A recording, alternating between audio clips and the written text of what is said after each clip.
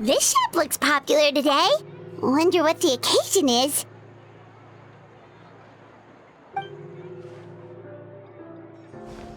Butterfly Dew Cosmetics now on sale.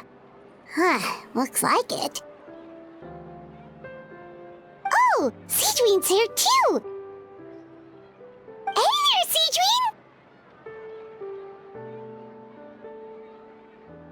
Hello there, Traveler and Paimon. I hope you're keeping yourselves fit and healthy. You bet we are! So anyway, what are you doing here, Sigewinne? The Duke insists I take regular vacations in the court of Fontaine. This one just so happened to coincide with a promotion for a new skincare product, so I came over to take a look. I like to keep up with the latest industry developments when I can, to help me with my magazine articles. Wait, you write? For a magazine? Which one? It's called Beautés en Fleur, and it's run by the Fontaine Beauty Association. I've done lots of articles about skincare for them, using the pen name Maritime Flower. Oh, wow! You're a Maritime Flower? If Paimon's not mistaken, you're one of the leading figures in the Fontaine Beauty Association! What's so weird about that? Everyone loves beauty! I really like this role. The staff at cosmetics shops are always so polite. And as long as I wear a big smile on my face, I always get the best customer service. Well, they sure don't want to make an enemy of the Maritime Flower. Obviously, it's because of Sigewinne's love for beauty. Still, a leader of the Beauty Association? That's incredible. The truth is, I study this field because I cherish my own appearance. It has nothing to do with being beautiful or not. Oh, the words of a master beautician defy comprehension! Oh, wait, you're saying that natural beauty is the highest form of beauty, right? Not really. Actually, Melusine aesthetics are very different from human ones. We don't view humans based on their appearance. If I had to describe our approach, I'd say it's based on cuteness. Oh, really? Yep. Still, I really value my current appearance, and in the process of taking care of it, I've ended up learning quite a lot about skincare and stuff. It turns out, my knowledge and experience is pretty popular with beauty product lovers. It came as a big surprise to me, though. Oh, Paimon gets it now. But speaking of your appearance, how come you look human anyway? Are you like only half Melusine?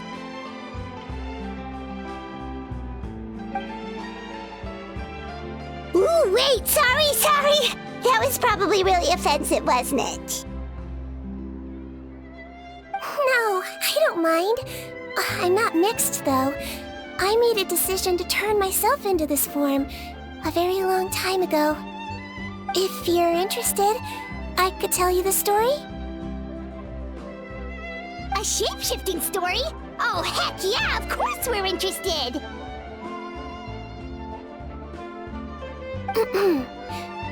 Once upon a time...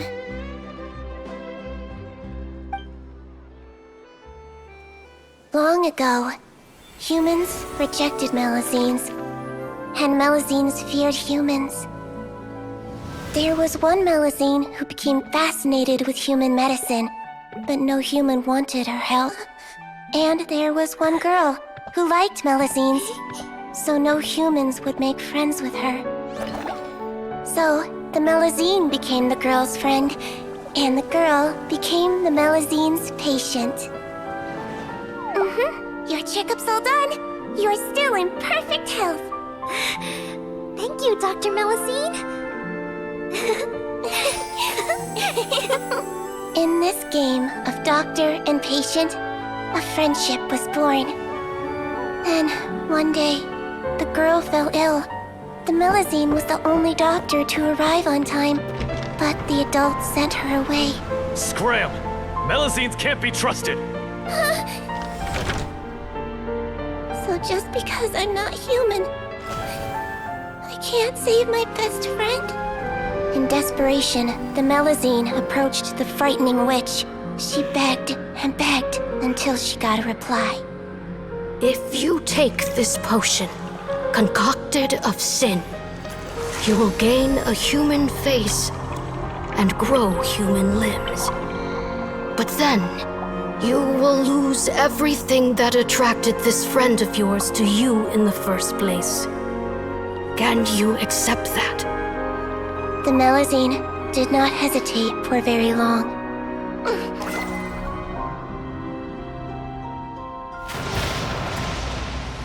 On a rainy night, a little doctor knocked on the girl's door. The doctor wore a hood and raincoat, maybe to protect her from the rain, but maybe also to hide a secret.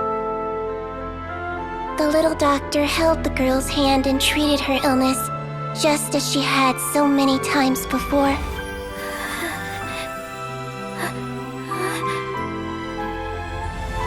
Dawn came, and the little girl's condition improved. But the little doctor was long gone, for she knew her friend would never recognize her again. And so, since then, I've lived my life in human form. Most people who know me just think I was born this way. Ooh. A witch? A potion? Why does this sound like a fairy tale? Trust me, it's a true story. Must be the way you told it then. It just sounds so...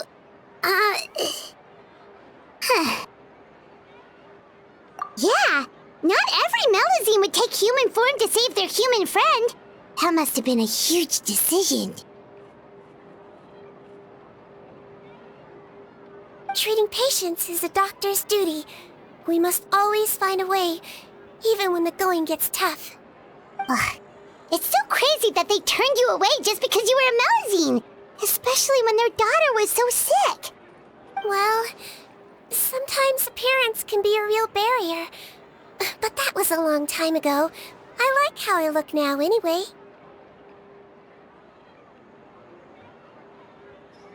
Paimon too! You're super cute this way. Attention customers! Thank you all for waiting. Now, on behalf of our skincare partner, I'm delighted to announce that our exciting new product is now officially on sale. Well, there we go. Let's have a look, shall we? Oh, Paimon, if you want to buy any skincare products, I'll be happy to give you some suggestions. Really? Personal advice right from a leader of the Fontaine Beauty Association? What an honor! Allow me to introduce our newest skin lotion, Butterfly Dew. I'm sure many of you have already read about this product's trials in the newspapers. To say that it improves skin quality is an understatement. This product gets its name from the way it transforms your skin and makes it glow anew, like a butterfly emerging from its chrysalis and spreading its wings for the first time. We are thrilled to have the inventor of this fantastic product with us here today. Please welcome Mr. Rawat, a researcher from the Fontaine Research Institute. Now, without further ado, I'll hand over to Mr. Rawat to tell you all about what Butterfly Dew can do for you. Thank you. Hello, everyone. I'm Rawat, and I developed Butterfly Dew. Wow, what a looker. He's a researcher? Wow, he's really challenging the stereotype. It seems that everyone is surprised by my entrance. Or should I say, my appearance. I'm well aware that researchers are generally better known for their brains than their dashing good looks. In that regard, I do believe I break the mold somewhat. Of course, appearance is a skin-deep way of defining a person. And yet one's appearance can be a very real set of shackles, holding a person back in their life. It can rob a young person of their self-confidence when applying for a job, dissuade a young lady from approaching the one she loves. Our actions are at the mercy of our appearance, and we slowly become the very person that the outside world sees us as. But what if I told you that those shackles can be broken? If our appearance prevents us from changing, then let us first change our appearance itself. Wash away moles, birthmarks, and wrinkles, and they can no longer rob us of our confidence. Replace them with luster and radiance, and we shall never again hang our heads in shame. That is why Butterfly Dew exists. Its mission is to allow us to shed our pupae, undergo a complete metamorphosis, and embrace a new life. Well, whether it actually works or not, after that speech, Paimon's already sold! Mr. Rawat, could I ask if you've used this product yourself? Of course, I tried it many times while I was testing it. You can consider me a product ambassador. Wow, then it's sure to work! Still, I don't expect to convince you just by blowing my own trumpet. So, could I get a volunteer from the audience to try it out? Oh, Paimon volunteers!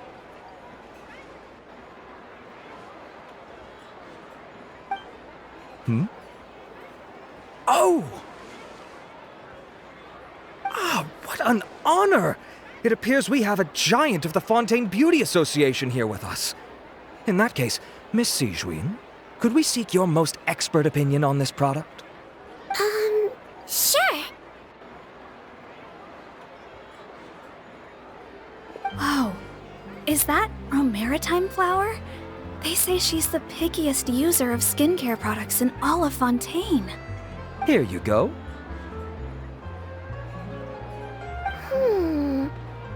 Well, it's very kind to the skin, and the absorption rate is high. Even for Fontaine, this is a first-rate product. Wow, now that's high praise! I'll take one! Any discounts? All right. Well, all that remains for me to say is, Butterfly Dew is now on sale!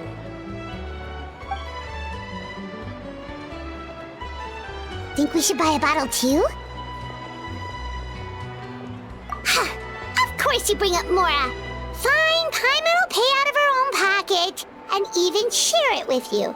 There, does that sound fair? And if you're worried about whether it's the right product for you, well, luckily for us, Sigewinne's here, so we can get an expert consultation.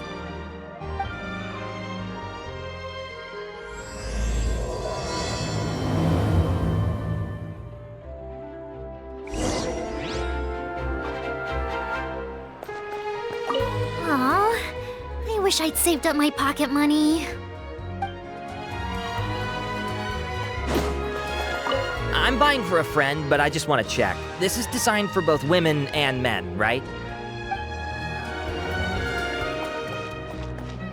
I was looking to switch up my skincare routine anyway. I'm gonna try this out as soon as I get home tonight.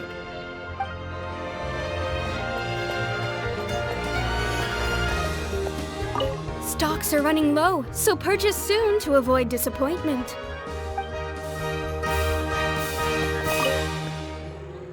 It's an honor to receive such high praise from you.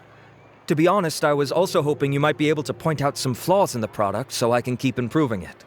With most skincare products, the pros and cons only become apparent with long-term use. Yet, this one has instant benefits, improving skin quality without any obvious side effects. It's one of a kind.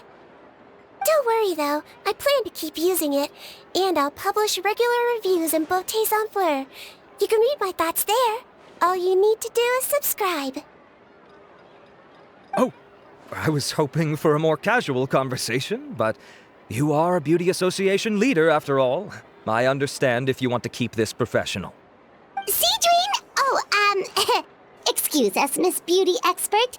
But do you think this product is a good choice for me and him? Wait, are you the renowned traveler? That's right! And by his side, the equally famous Paimon. Well, I don't normally handle customer questions personally, but since it's the traveler asking, allow me to make an exception. Butterfly Dew is made for all skin types, so no matter who you are, you can rest assured that it will be kind to your skin. If anything, it might be marginally more effective on Fontainian skin, but other than that, it works the same on everyone. Why would it work better on Fontainians? In the interests of protecting my trade secrets, I'm afraid I can't answer that, Miss Paimon. Alright then. How about a friend discount? Save yourself the trouble. I'd be greatly honored to have both of you use my product. Here, take 2 bottles for free. Yay! Paimon's private fund survives! I can see why you might think that, but please don't misunderstand. This gift is simply a token of my esteem. There's no business motivation behind it. To me, finding new customers for Butterfly Dew is about meeting kindred spirits, fellow admirers of physical beauty. I consider it a labor of love. Admirers of physical beauty? Eesh, that's embarrassing to say out loud. It sounds so shallow. It's nothing to be ashamed of, Miss Paimon. Most people claim to desire inner virtue, but it's still physical appearance that turns their heads. This is a fact of life. It's only natural for people to desire to become beautiful. And that's exactly what inspired me to choose this research direction in the first place. You're right. Everyone loves beauty, don't they? Look at the time. My apologies, but I have other things to attend to. I'll leave you with these 2 bottles of Butterfly Dew, and I look forward to seeing you again. Paimon, I'd say there's no need for you and the Traveler to use this product for now. Why? Is there a problem with it? The quality is fine. I just think there's room for improvement. I think I could add some ingredients to the mix to make it more effective. Really? Then why didn't you tell Rawat about that? Researchers are a very special breed of human. You can point out their flaws to their face and they won't mind very much. But if you tell them that someone else could do a better job, ooh, now that'll make them really upset. If I'd mentioned it, he probably wouldn't have given you those 2 bottles for free. Fair enough, that makes sense. If you're interested in the more effective version, I can write up a list of ingredients for you. Just come get me once you've gathered them. When you say more effective, you mean it'll make Paimon even prettier? Ooh, how can we say no? As for me, it's probably time I got back to the Fortress of Maripede. I mustn't leave the infirmary unattended for too long. Alright, see you there then!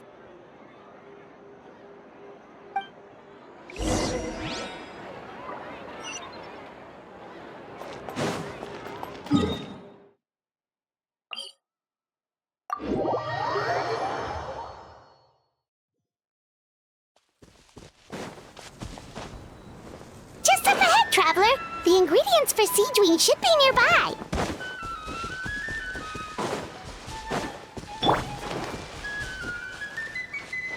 Everyone hold it.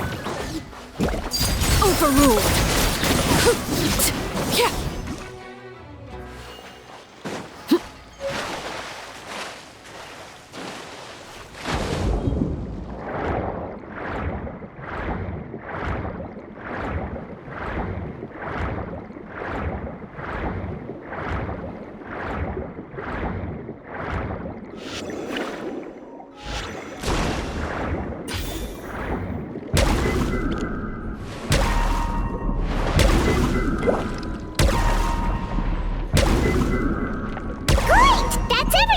Let's head to the Fortress of Maripede!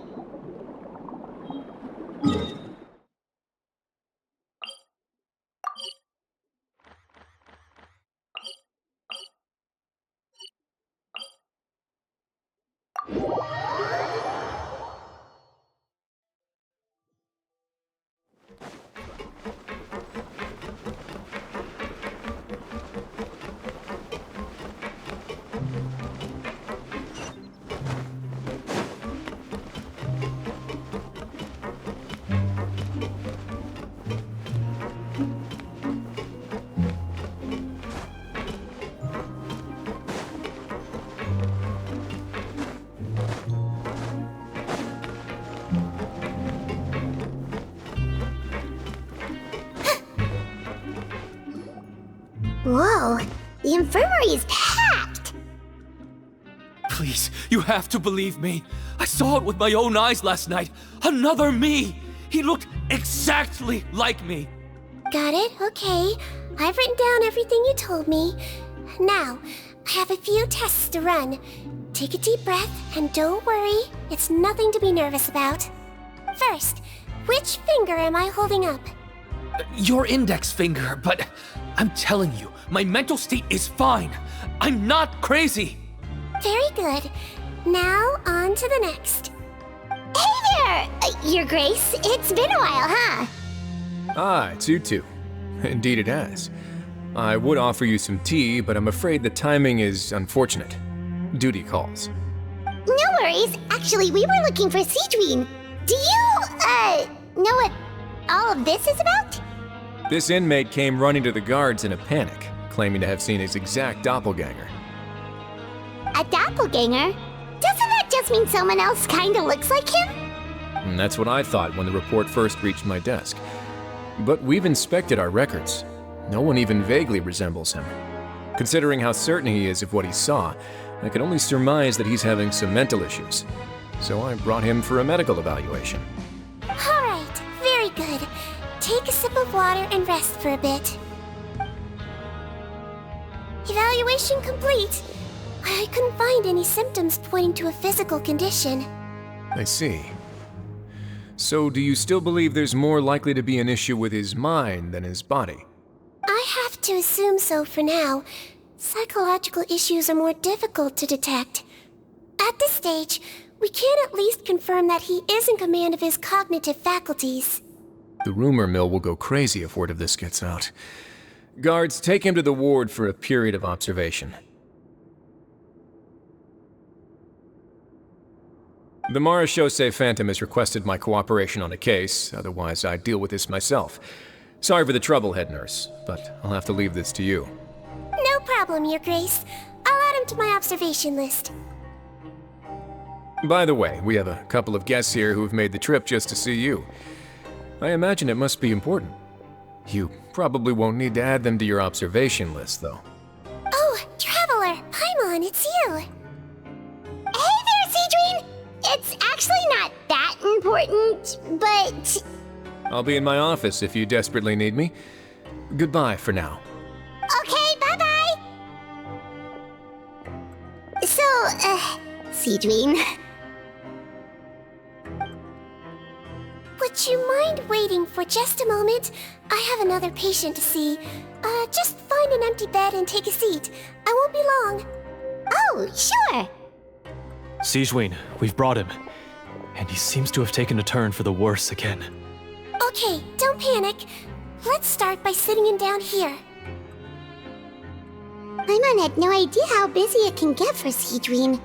Maybe now's not the time to ask for her help with skincare. Good point. Besides, it might actually be interesting to observe her at work.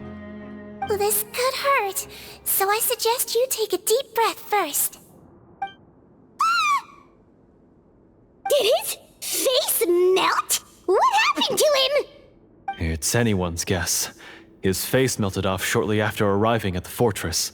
But since he's a serious offender, he can't be allowed out for medical treatment. Best we can do for now is ask the head nurse to give him something to manage the symptoms. Oh, this is gonna be awkward. We still need to bring him to the Marechaussee Phantom for questioning. What if he scares them half to death? Will that be our fault? The Marechaussee Phantom? Does this have something to do with the case Risley's dealing with? Yep, it was a huge case. They bagged a few dozen crooks in one fell swoop. And this guy's the baddest apple of the bunch. He harmed countless people. And now, it looks like it's all finally catching up with him. You done gawking? Not yet. I need to check the severity of your ulcers to decide the right dosage. Don't worry. We Melazines have a very different sense of aesthetics from humans. To me, he just looked like a little kitty with slightly scruffy fur, but still just as cute. Don't patronize me. Do I look like a kid to you? Just give me the meds and let me out of here. I already missed my cell. Hey, lose the attitude. You dare talk back to our head nurse like that again, your days are numbered. Oh, it's fine. Okay, I'm going to apply the medication now. Tell me if it hurts, alright? Look how nice Sigewinne's being. And he still talks to her like that? What a nasty piece of work. Can I leave now? Wow, not a peep. What a brave little guy. Thank you, Sigewinne. And I apologize for the trouble. So, Traveler, Paimon, did you bring the ingredients? We did, but we don't want to interfere or anything. You're busy saving lives here. Oh, don't be silly. I agreed to it, didn't I? Just hand me the ingredients, and I'll make some time to whip it into the improved version for you. Take a rest here if you want. Or, if you're not tired, I hear they're holding a new pancreation tournament in the administration area. Or alternatively, is there anything we could help you with, Sigewinne? That's right! Let us help you out! It's the least we could do! Good point. Kind-hearted humans start to develop guilt if they accept free help from others. Don't worry. I'll take a look at my schedule. I'm sure I can find something to treat this condition.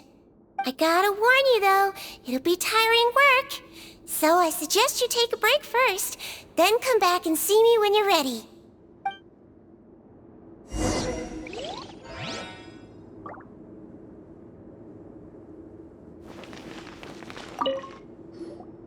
We're ready, Sigewinne. What's our first mission? I found the perfect job for the Traveler. First, I'd like you to lie down in this bed.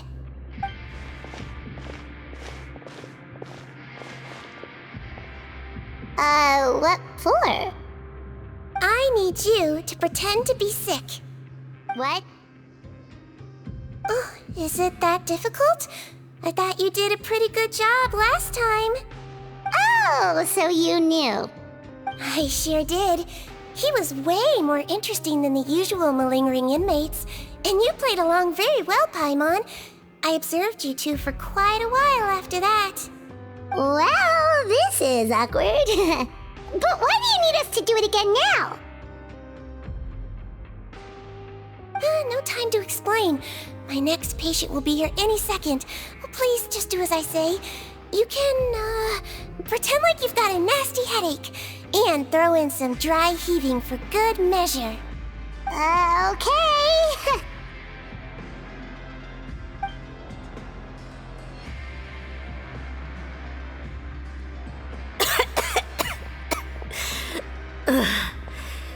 Hey, Doc, it's me. I'm only here because my mom won't stop pestering me about it. So annoying. Well, your mother has enough on her plate with a busy job. Well, the last thing she needs is to worry about you being sick as well. I know. I shouldn't treat the place like a playground. Shouldn't go swimming in the lower levels where we join up with the sea, because it'll give me a cold and distract her from her work. I thought I'd be able to have some fun here at the fortress for a few days, but it's always, don't do this and don't do that. All right, sit yourself down and I'll take your temperature. Your fever still hasn't gone down. Well, here's your medicine. 1 cup for starters, and we'll see if it helps. But Doc, it's so bitter. Do I really have to drink it? I mean, I'll be fine, right? I've got an uncle who caught a cold. His fever went away on its own after a couple days. Can't you just write me a note saying I'm on the mend? I just need something to keep my mom off my case. I sure can. You're a very brave boy after all. Huh? Brave? What makes you say that? Well, if you want to rely on your own immune system to clear up your fever, then you'll have to tough it out like this guy.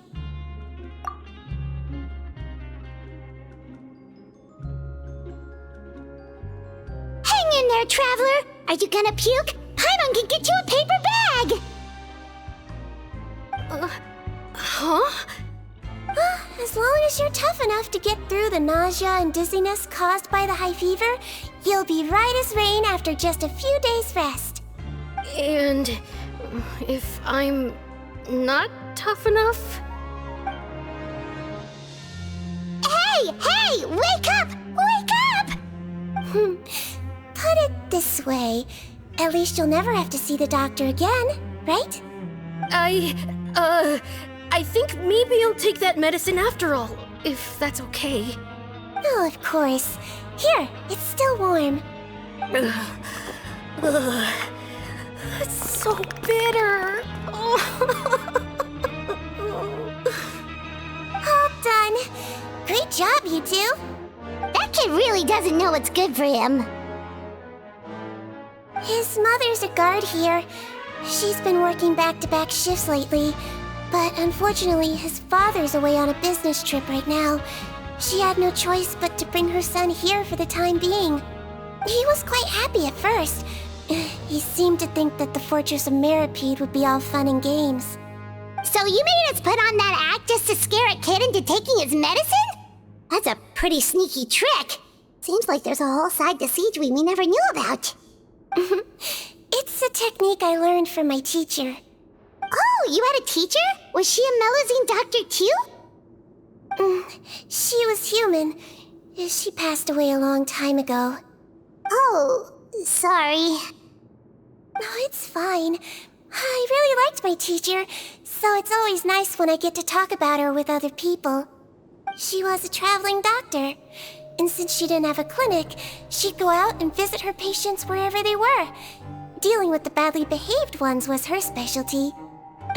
She used to say, if you can scare the little brats into taking their medicine, you won't have to hear them wailing and screeching when their condition gets worse.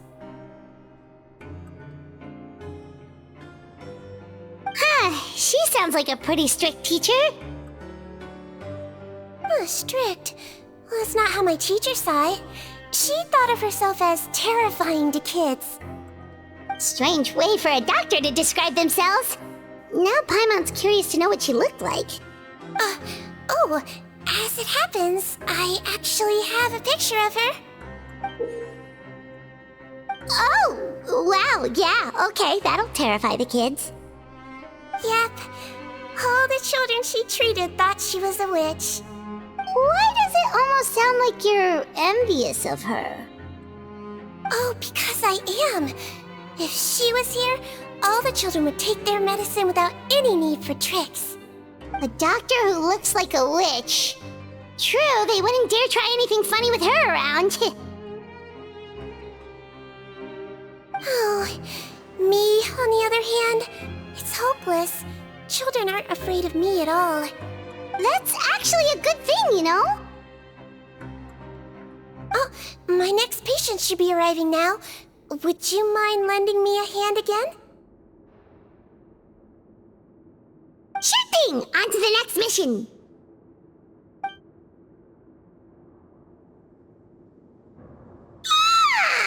Is it nighttime already? That flew by. You really have a busy job, Sigewinne. Well, thanks to you two, it was much easier today. Aww. Should we get some rest? It's getting pretty late. Oh, there is one last thing. I have to keep it confidential, so I usually leave it till after everyone's clocked out. Confidential? Are you sure you can tell us? Well, it's fine. You're not living here anymore, so it's okay if you know. All it is I have to prepare some ingredients to make healthy meals with. Wait, you mean those healthy meals? My patients refuse to eat any healthy meals I prepare in front of them, so I have to prep the ingredients in secret, then let the chef at the Coupon cafeteria handle the rest. Considering even the chef's version makes people uneasy, it really makes you wonder what's in it. You want to find out? I can teach you how to make it. That way, if you ever suffer from exhaustion on your future travels, you can prepare a healthy meal for yourself. It's really good for you, you know. Sure? Guess we can help out one more time.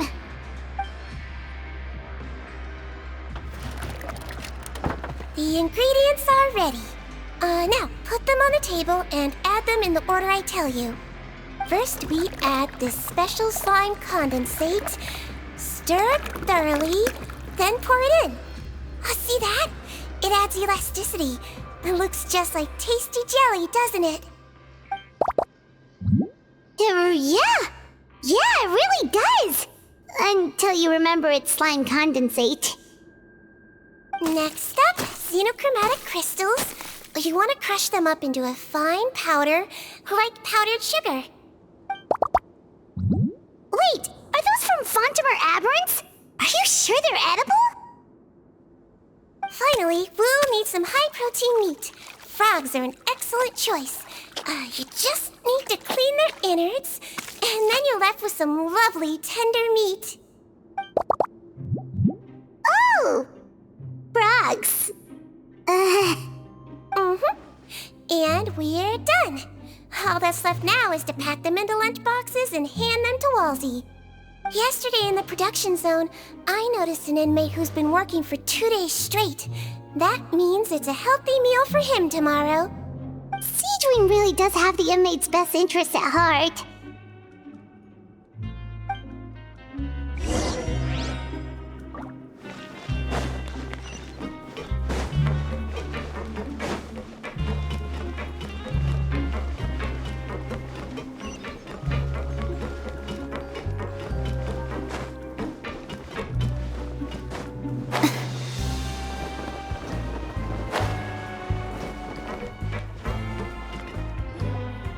Ah, head nurse. Got some extras for me? Just the one today. The serial number's on the lid. Sounds good. I'll make sure it gets delivered. Sounds like they're talking in code. Thanks for your help. Oh, it's no trouble at all. I only wish I could do more. You work so hard for all our sakes. I'd happily lose a little sleep if it meant helping you out. That won't do. If you reduce your sleeping hours any further, your health will start to suffer. All right. Nurse's orders. I'll do as I'm told. But you take care of yourself too.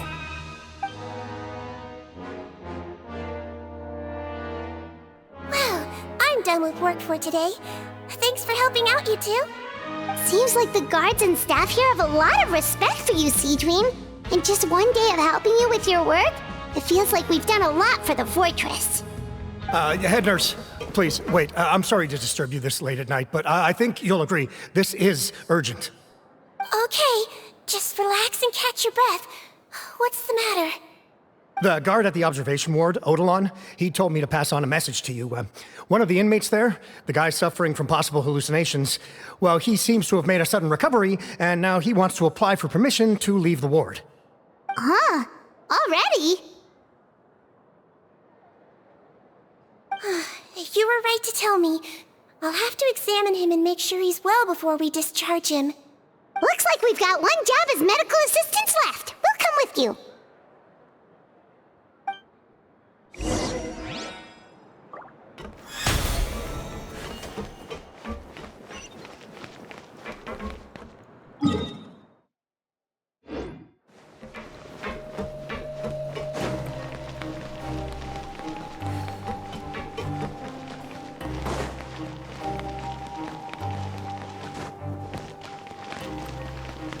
Yep.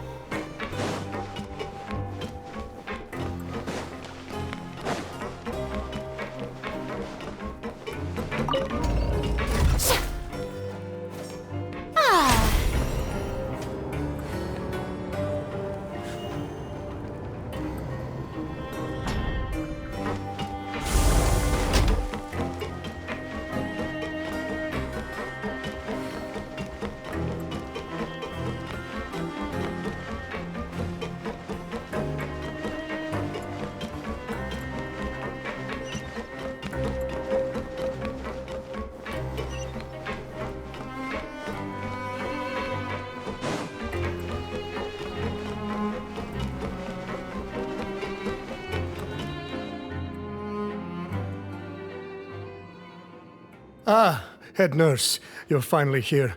I'm so sorry for all the trouble I've caused you, but I believe I've now made a full recovery. After giving it some thought, I'm sure that I was probably just seeing things. Stress-related, I imagine. I'd been working long hours, so I definitely wasn't in the best state of mind. I totally understand. Still, I have to give you an examination before I can discharge you, okay? So, take a deep breath and don't be nervous. It'll be the exact same procedure as we did this morning. We can start whenever you're ready. Again, so sorry. I was in such a state this morning, I barely recall anything. Would you mind taking me through it again? Oh, not at all. It's a lot to remember. First up, we have a little cognitive test. Just concentrate and you'll be fine. To start with, which finger am I holding up? Your pinky.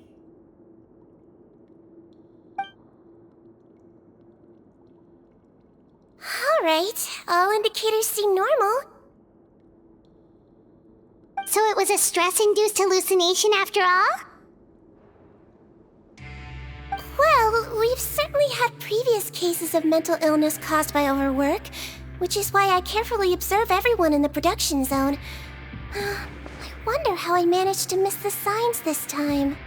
Please, head nurse, you shouldn't blame yourself. I'm just still adapting, that's all.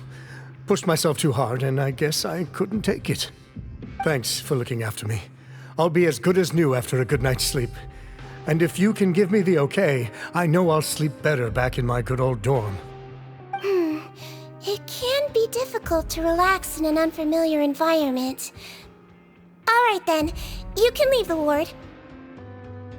I suggest you take 2 days off to focus on your recovery. I'll take you off the observation list for now, so you're officially discharged. Great. I can't thank you enough, head nurse. Mr. Odilon, could you escort him back? Of course. I'm on guard duty in the administrative area tonight, so nothing will go wrong. You have my word.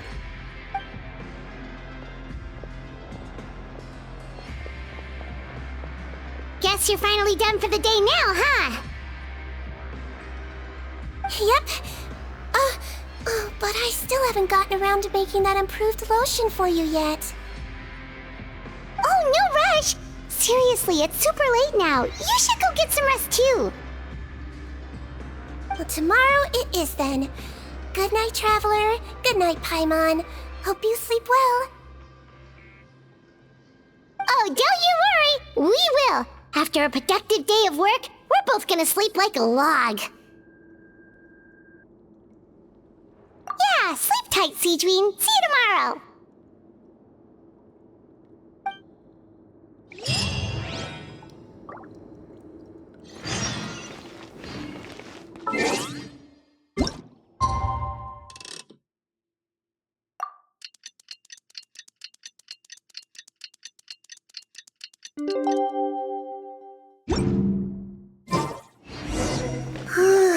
Paimon really did sleep like a log. Let's go find Sigewinne.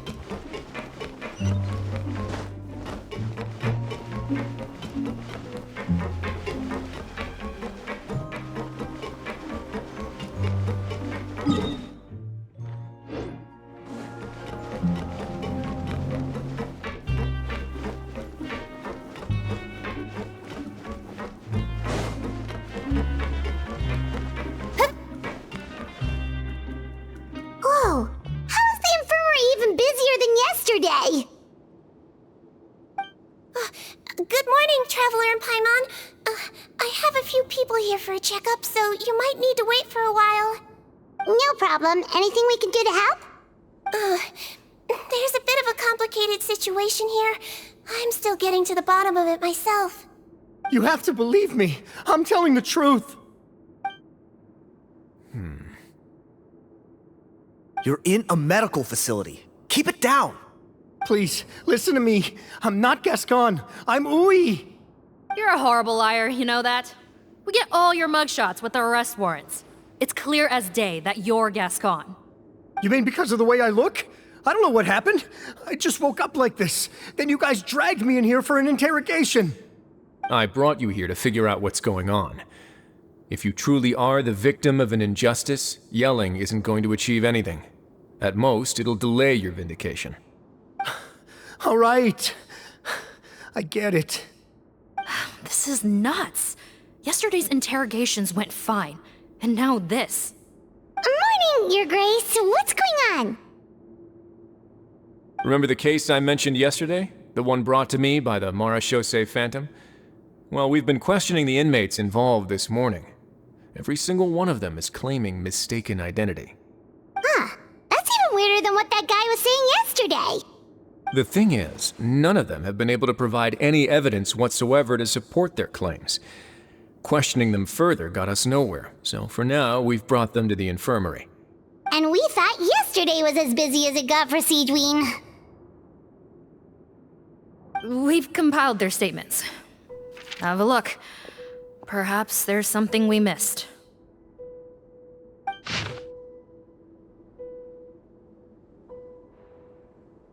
Wait. Release?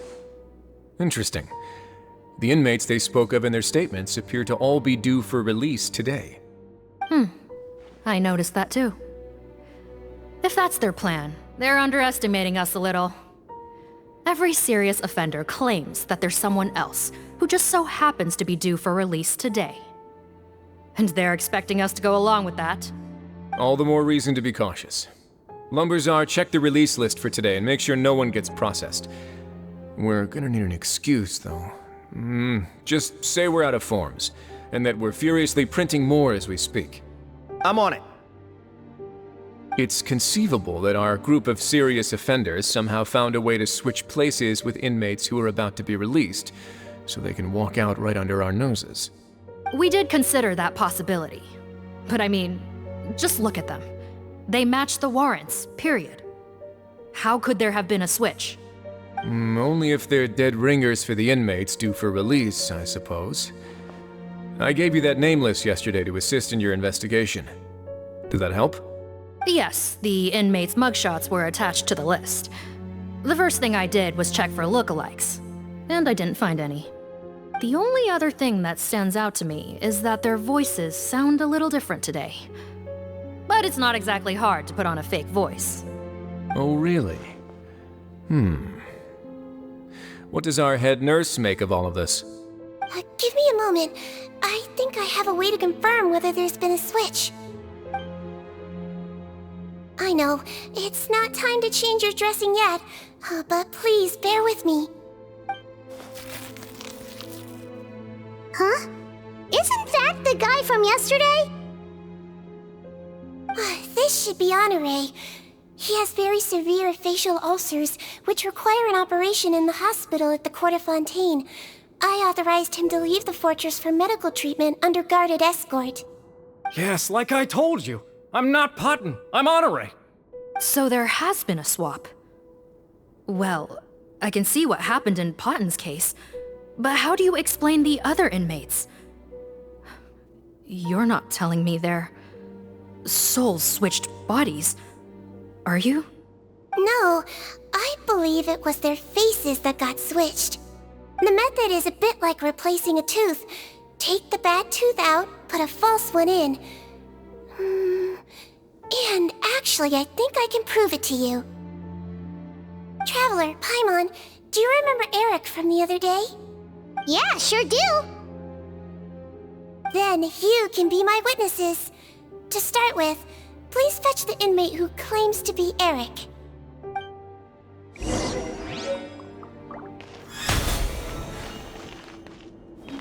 Looks like our head nurse is relying on you for this one. Thanks in advance.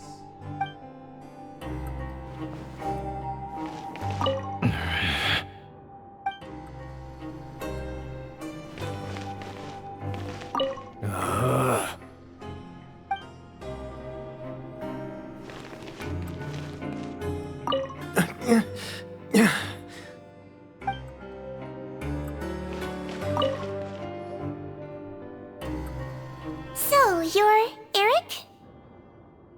Yes, head nurse. It's me. You do believe me, right? I need to do another examination on you. Same procedure as yesterday. All right.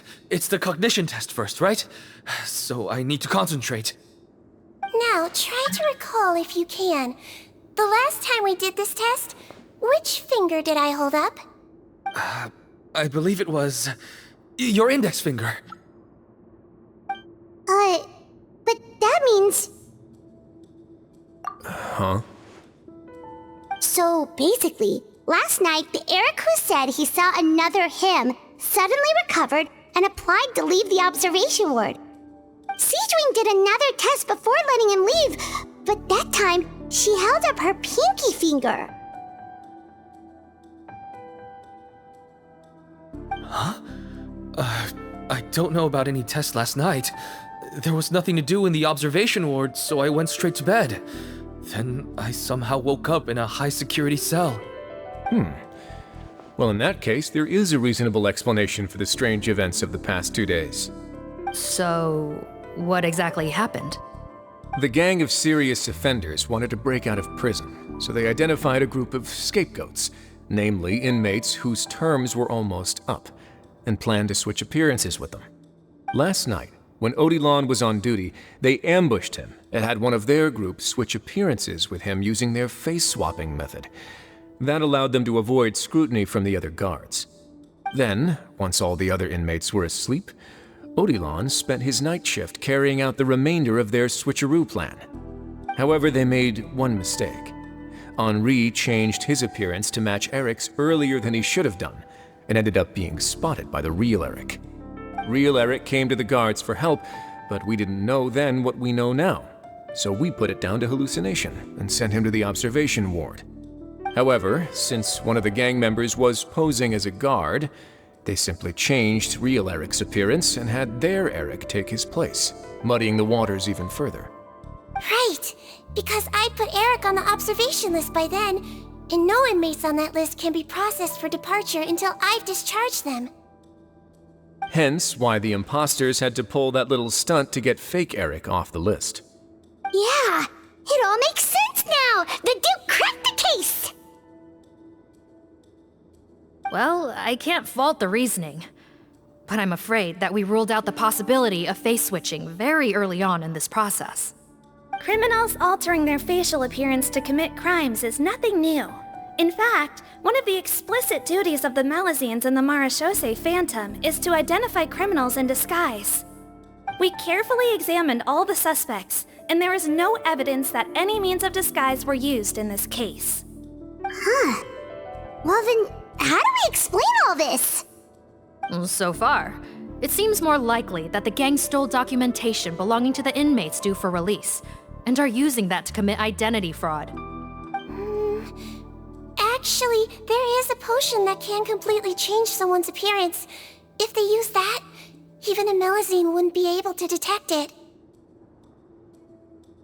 A shape-shifting potion? Forgive me, head nurse, but this is the first time I'm hearing about it. If such a potion truly existed, it would jeopardize our entire investigative process at the Marechaussee Phantom. Are you certain of this? Yes, I am. But... Please, trust me in my professional opinion as an experienced clinician. At the same time, without any solid evidence, it's pure speculation. If we can round up all the inmates suspected of switching places, then have a little talk with both sides, we might just get our answer. Yep, let's do that. Okay. Well, it was our negligence that meant we had to come and conduct these post-internment interrogations. And I know it's put you out. We'll do it your way. Your Grace, bad news. I paused the releases like you asked, but we were too late. A bunch of people already got processed 2 hours ago. I checked the list, and sure enough, it's all the people who gave statements. 2 hours ago? That's before today's interrogations began. They had this all planned out. So there really was a switch after all. They really pulled the wool over our eyes on this one. We should be able to catch up with them if we leave now, right? Not if that potion is real. They can just switch faces again after leaving the fortress. And if the Marechaussee's Melazines can't even spot them, we wouldn't know where to start searching. Yikes! So we're at a complete dead end!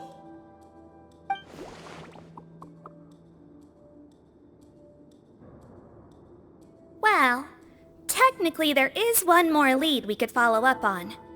We were only able to arrest this gang thanks to the help of a researcher from the Fontaine Research Institute. I believe his name is Rawat. Oh? Rawat? Isn't that the handsome guy we met at that skincare promotion? Handsome? Maybe from a human point of view. I just remember that he specialized in potions. One of the crimes this gang is charged with is the manufacture and sale of illicit drugs. According to Mr. Rawat, they appear to have stolen technology he developed through his research and used it in their operation. At first, he thought it was a typical case of intellectual property infringement, and he tried to negotiate with them. But once he discovered their criminal operation, he reported them to the authorities.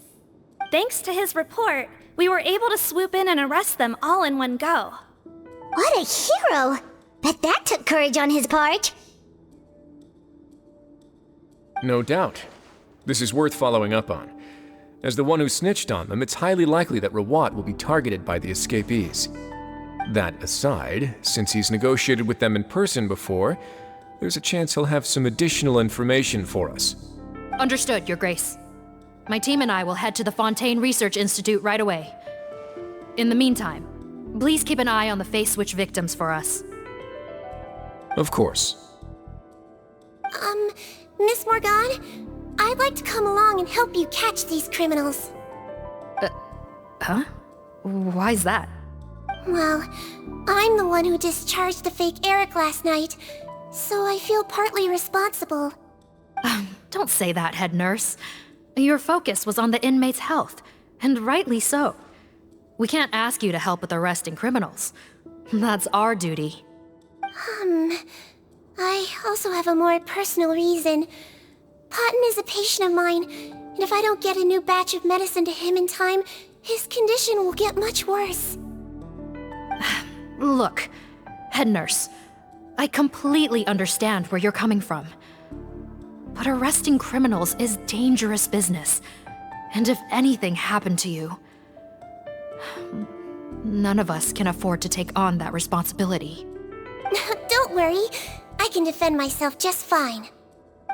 You say that, but still. If I may, Miss Morgan, Sigewinne is the one who raised the potion hypothesis, and I'm sure she has far more expertise on the topic than your team. My suggestion would be to bring her with you. And if you really are worried for her safety, then...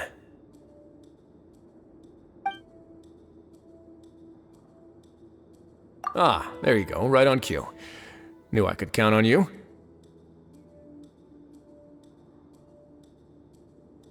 Okay. Well, since this plan has the Duke's blessing, far be it from me to refuse. We should head off immediately. Time is of the essence.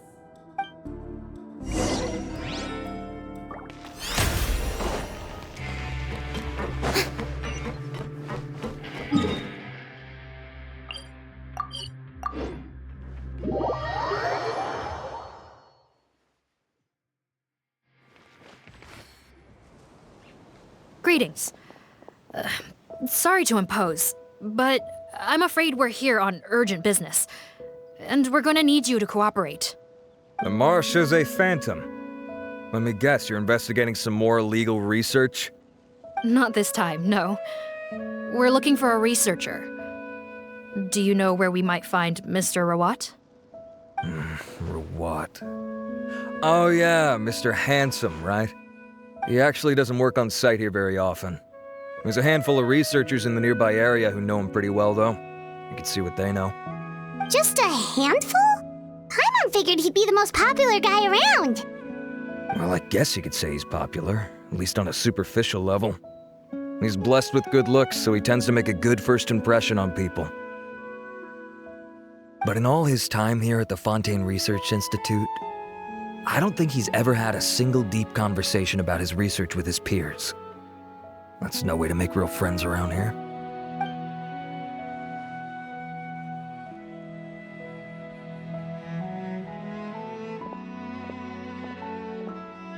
That's so weird. He definitely didn't come across like a recluse at that product promotion. Oh, I don't find that weird at all. He definitely didn't strike me as the kind of guy who's, good at making friends. Really? Paimon couldn't tell. Must be a Melusine perception thing. Okay, we should talk with his acquaintances. But we also need to check the Research Institute for any clues. Let's split up. It'll save us some time. Sure thing. We'll go ask around among the other researchers with Sigewinne. Paimon's suddenly kinda curious to know what everyone really thinks of him.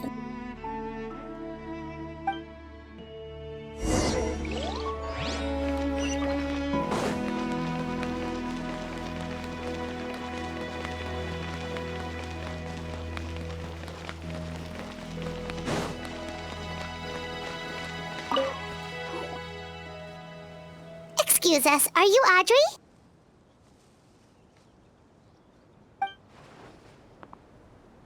That's me. What is it? Are you close friends with Rawat? We're trying to find out where he is. Close friends? You mean because I told him I had feelings for him once? I doubt I'm the first or last at the Institute to make that mistake. Why would you single me out as a close friend? I should have known, really. Men like him, they just enjoy being surrounded by fawning women. They're not interested in a serious relationship. Okay. We were just kind of wondering if you might know where we can find him. Why would I know where he's at? I barely know him, and he probably doesn't even remember me. Ugh, this is getting annoying. Shall we go ask someone else?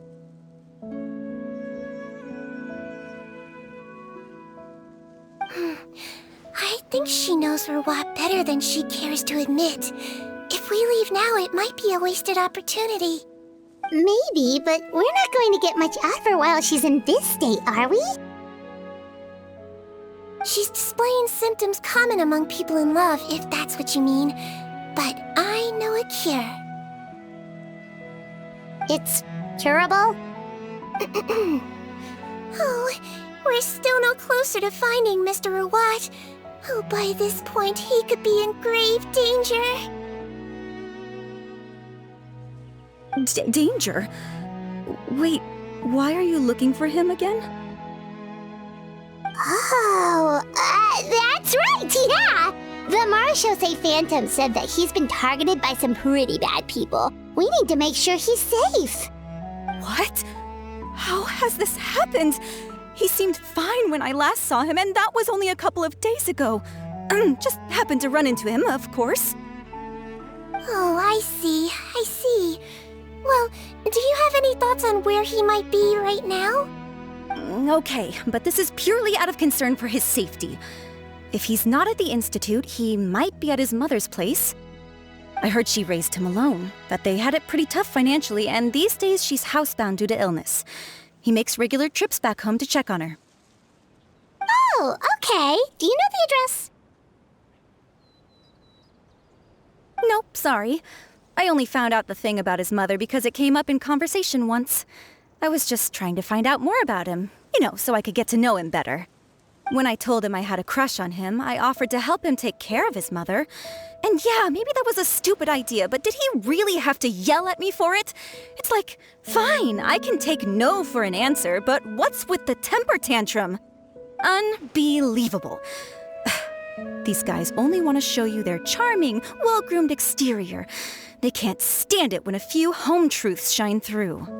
Looks like her love syndrome is flaring up again. We need to find out Mr. Rawat's mother's address. Let's check with the Marshosei officers when we regroup. Cool, sounds like a plan.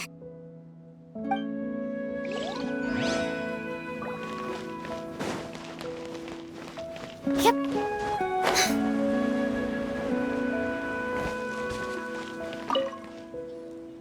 Hey there, are you in Teep? What do you want? We're here to ask about Rawat. Any idea where he might be?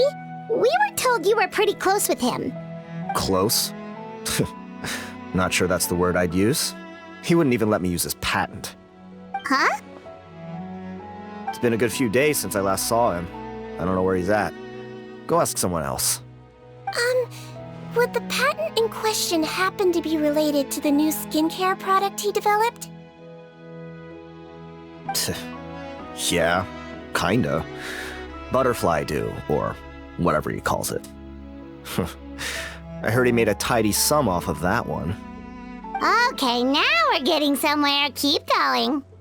Most of the other researchers here focus on mechanics, energy, stuff like that. I get why he wouldn't be interested in having anything to do with them.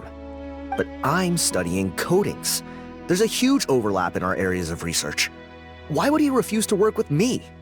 I bought his product once and noticed it contains a unique substance that might have applications in coatings too. If it worked out, I could probably make as much as he's making.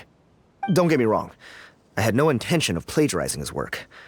I was hoping to get official permission to use his findings in my own research. Followed the proper procedure. It was all above board. I would have had to pay him a license fee and everything. But despite that, he turned me down not once, not twice, but 3 times. It's like he's vehemently opposed to the idea of anyone else making the kind of money he does. Huh, so is Rawat antisocial, or is this guy just jealous? Well, it doesn't look like we're gonna get any info about Rawat's whereabouts from him. Let's go. Wait, 1 second. Mr. Antibes, next time you go shopping, you should buy some Buell fruits. Peel the skin, steep in water, then drink. It'll help calm your mood. Huh? Yeah. Thanks.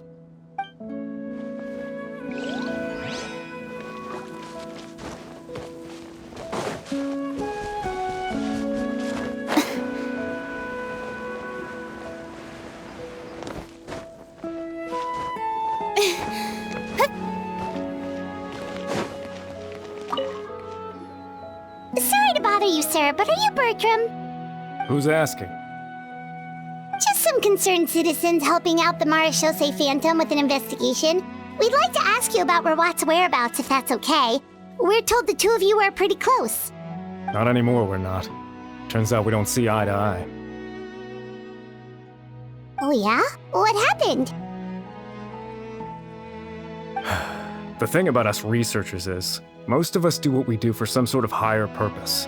But not Rawat. All he cared about was how to commercialize his findings. He won't even let you work with him unless you sign a confidentiality agreement first. Also, he has better control over who gets which intellectual property rights. How are you supposed to get any meaningful research done working with a guy like that? Now that I've got my own technical solution for my compressor, I don't need to work with him anymore. So that's what Rawat is really like. We'd still like to know where to find him. Is that something you can help us with? Wait, Yeah, I know you. You're the head nurse at the Fortress of Meropide. Alright, then I'm happy to help you if I can. I respect the work you do. Medicine serves the highest purpose of all the sciences. Wow, turns out Sigewinne's got some real clout. Thing is, I have no real way of knowing where he might be. I stopped working with him 2 months ago, and I've barely seen him since.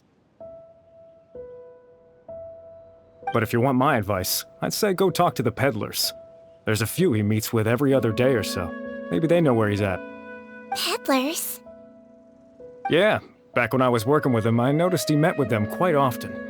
Wouldn't surprise me if they were involved in some shady business together, because it seemed like they went out of their way to avoid discussing anything in my presence. The little I overheard was about manufacturing and selling pharmaceutical drugs. Like I said, he's all about the money. Drugs? Doesn't he work with skincare products?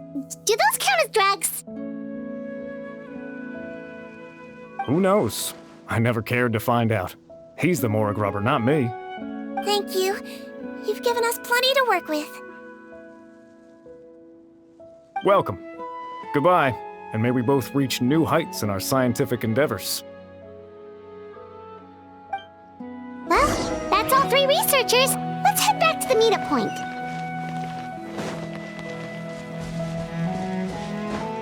Huh?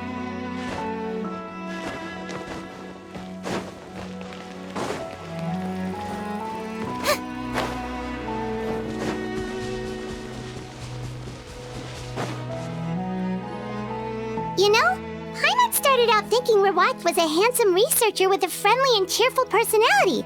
It's such a surprise to learn that his peers have a different impression of him. So, what's your view of him now, Paimon?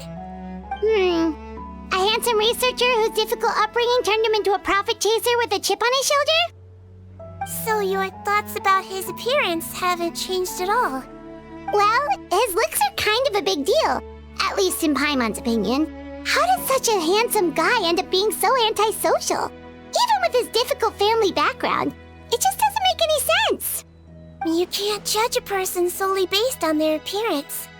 Head nurse. Traveler. I assume you've spoken with the researchers. What did you find out? Bertram mentioned Rawat's involvement with some pharmaceutical merchants. Do you know if he's registered any pharmaceutical brands? Since he was a whistleblower on such a huge case, I ran a background check on him. I don't remember there being any brands under his name. How strange. If he was so focused on commercializing his research and averse to sharing his technology with others, why wouldn't he have registered his own brands? Maybe he and his business partners needed to avoid public scrutiny? You think he may have colluded with the gang?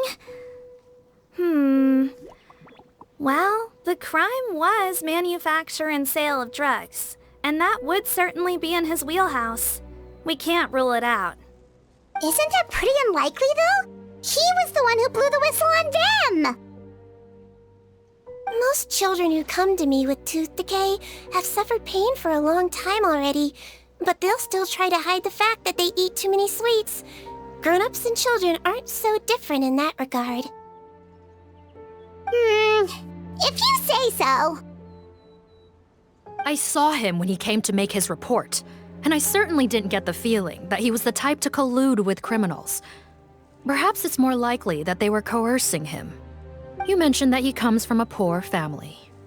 So, it's possible that the criminals approached him asking for academic support, luring him in with the promise of riches.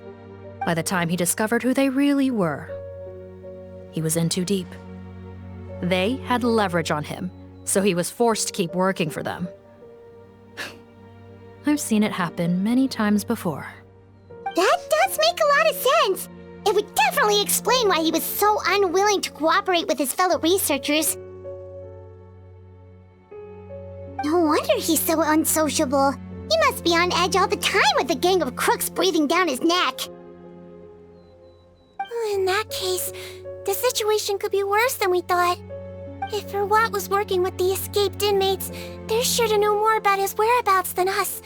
Oh, there's a good chance they'll get to him before we do. Based on the information we've gathered so far, he was last seen 2 days ago. If no one's seen him since, maybe we're too late. 2 days ago? So he went missing right after that product promotion. That was the same day he reported the criminals, too. Not a good sign. Don't worry, everyone. I believe we still have a chance. Since he disappeared right after blowing the whistle, it's likely that he's gone into hiding. Yeah, he must have been worried that they'd come for him. All the more reason to find him as soon as possible. The only lead we have at the moment is his mother's house, which you mentioned earlier. Seath, think you can find the place? Yep. When you register a brand, the Court of Fontaine requires you to provide a legal address. The one Rawat wrote down was in the outskirts of the city. That should be the place. Okay, then there's no time to lose. Let's move.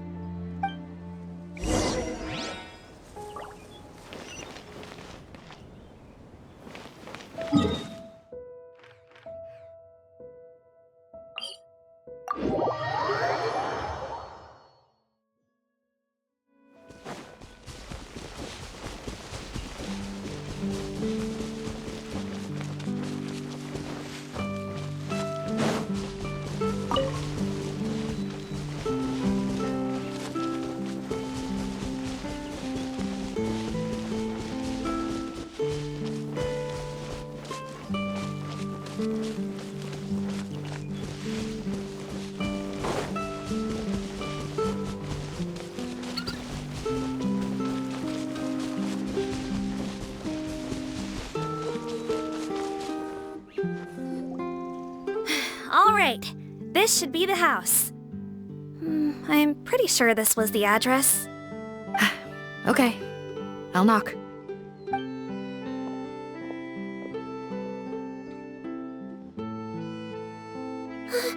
Sounds like whoever's inside has restricted mobility.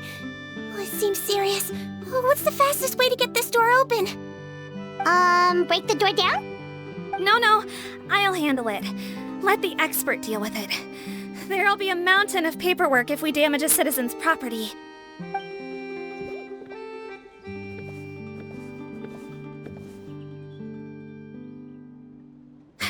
Calm down.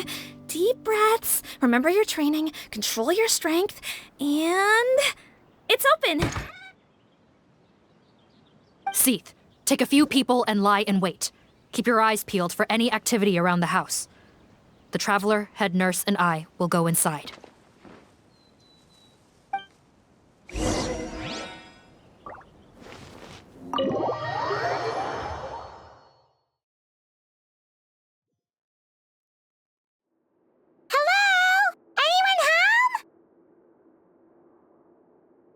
Oh, there. On the bed, there's an old lady. That's gotta be Rawat's mother, right? She doesn't look like she's in any state to be answering our questions, though.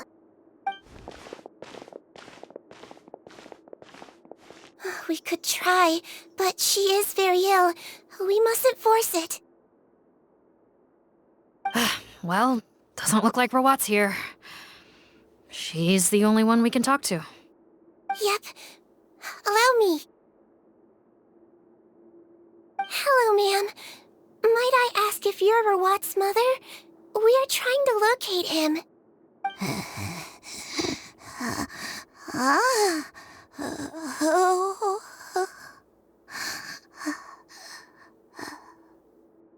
Hard of hearing, perhaps. Does anyone have a picture of Rawat? I have one here. I'd like to show you a photo, ma'am. Is this your son? Do you know where he is?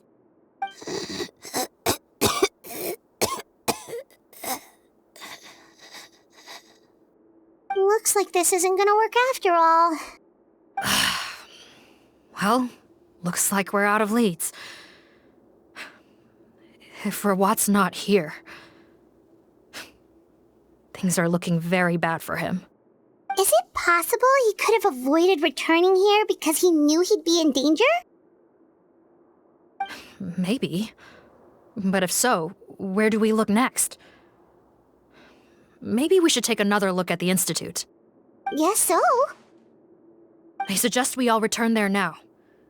We found a good amount of useful information the first time, but perhaps there's something we missed. This is our last hope. Sorry, officer, but could I stay here for a while? This patient requires some care. Of course. Traveler, stay with the head nurse. You're technically here as her assistant after all. Also, I'd like some Marechaussee members to stay as well, and keep an eye on the area. Why's that? If Rawat knows how serious his mother's condition is, he will return. Got it. Okay. I'll tell the squad members in hiding to stay put and keep a lookout. Thanks for helping me out yet again, Traveler and Paimon. No problem. But when you say her condition is serious, do you mean...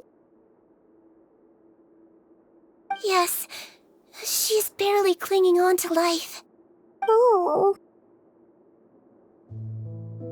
Let me take care of a few things first. Could you pass me the towel over there? Yeah, of course.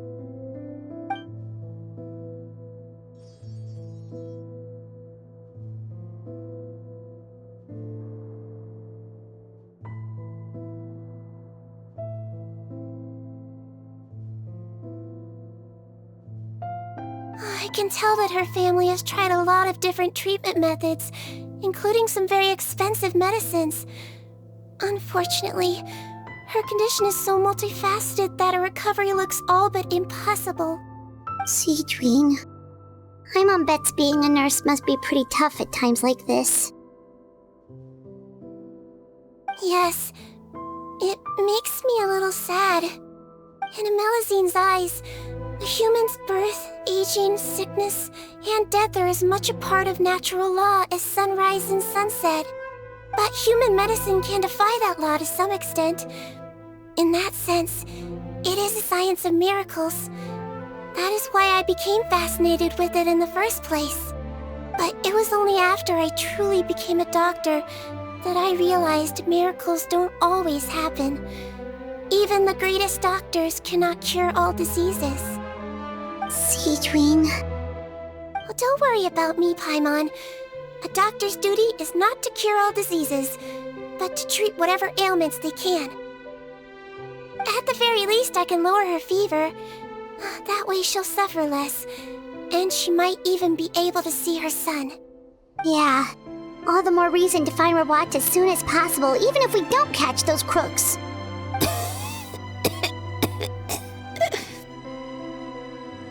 Oh, her fever is getting worse. Could I get some hot water? Sure, we're on the case.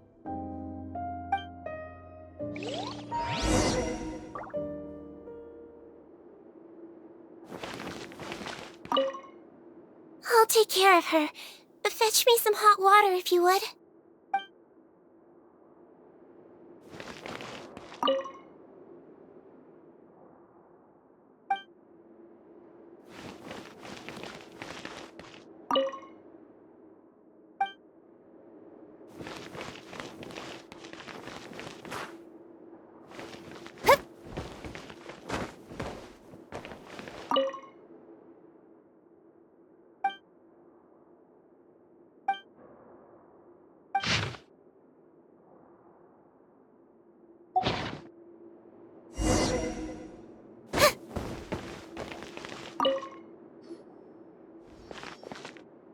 Found the hot water? Sure did. And look what else we found. Judging by this journal, it seems like Rawat has a private lab. There's a good chance he could be there right now. We gotta go tell Officer Morgan right away. Oh, that's great news. But hold on just a moment. The wet towel is ready. I'm giving you another injection. Are you feeling better now?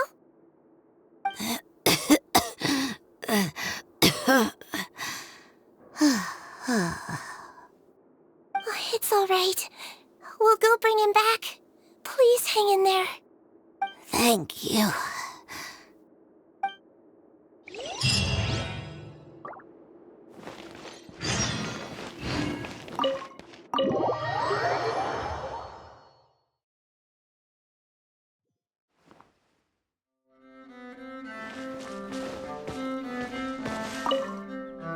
No, don't look this way. I'm supposed to be hiding, remember? Captain's orders.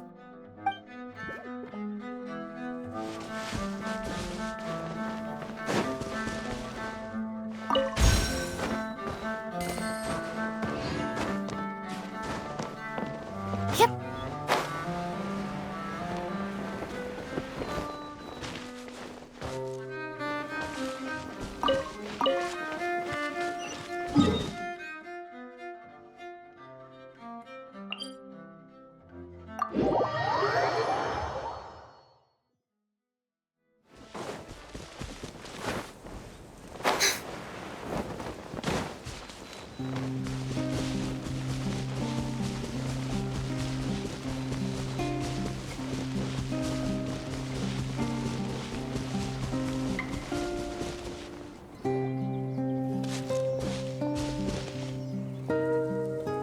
It's Officer Morgan! They're already here!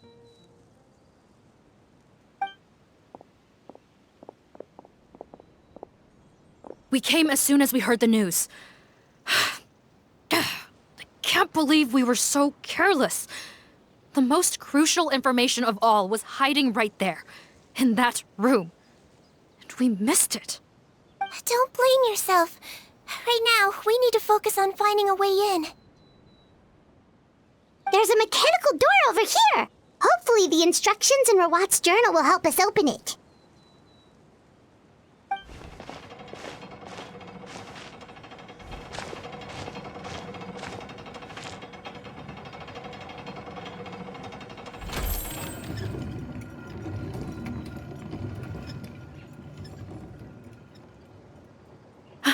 It's open. Let's go in.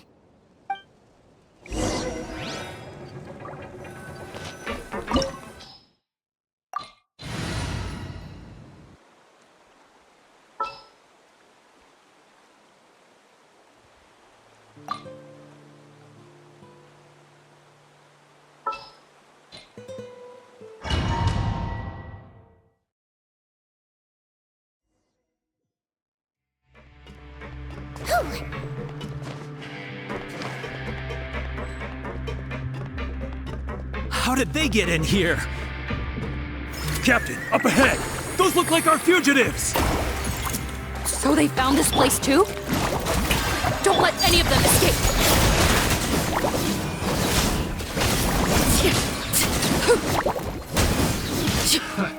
Another test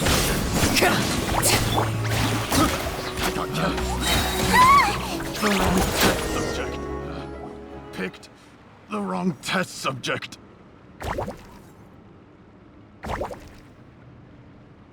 Captain, according to our list, many of the fugitives aren't accounted for. There may be others hiding deeper inside the facility. Ah, so these guys were just the lookout crew. The Marachose Phantom! How did they find this place? Wait, it's that guard from the fortress! That's right, I'm on your side.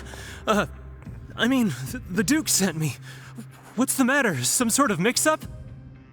Mr. Odilon, didn't I tell you a few days ago that you need to stop all field work until you've recovered?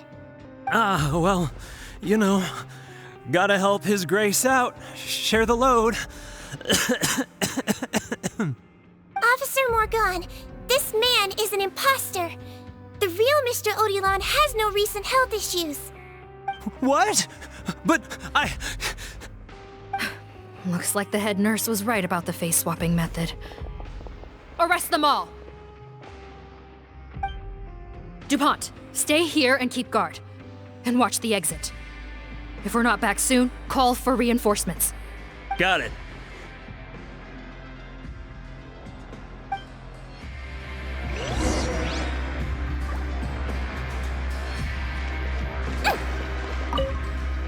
Don't worry, I got this covered.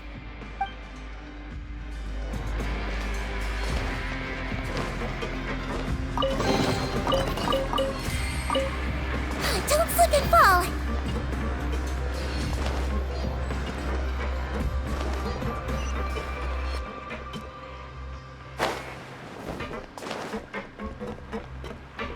Don't slip and fall!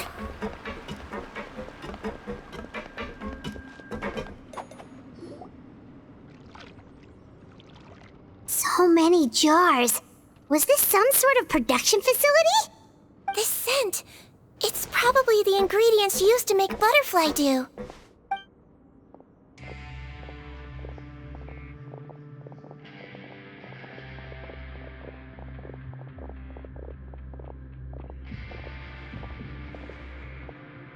How come they're all empty? Did it sell so well that he ran out of supplies? How strange. Why would Rawat choose to manufacture a popular product like that in such a difficult-to-reach location? Given our suspicion that he may have been coerced into the illegal drug trade, I would have thought that any production facility we find here would be used for illicit purposes. Perhaps butterfly dew is itself an illegal drug. Do you have any evidence for that claim?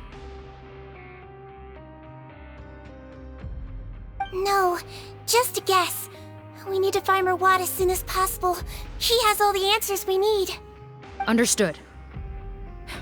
Well, let's not linger here. Let's go. Come on.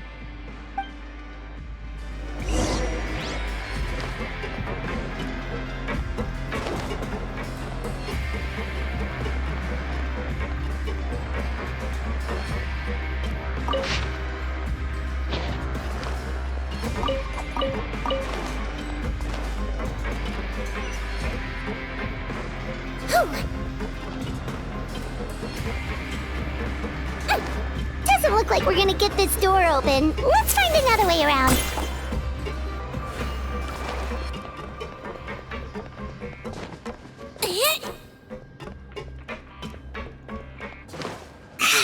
one's closed too! What's with those carts and tracks? Oh, maybe it's one of those doors that opens when it senses cargo passing through. There's a loaded cart right over there. Let's bring it to the door and give it a try!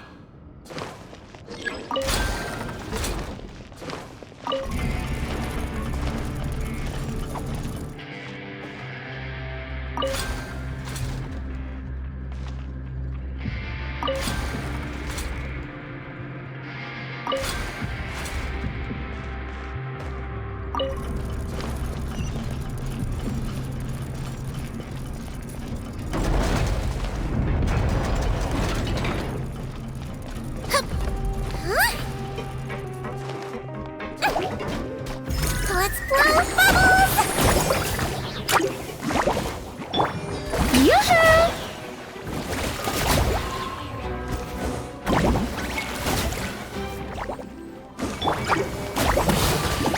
I swear, it's for medical research!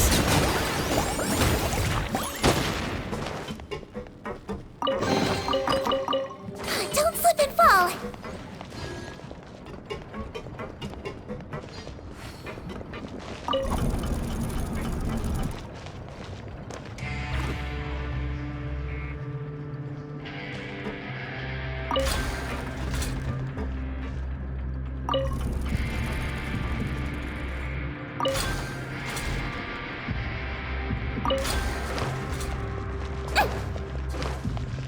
Don't slip and fall!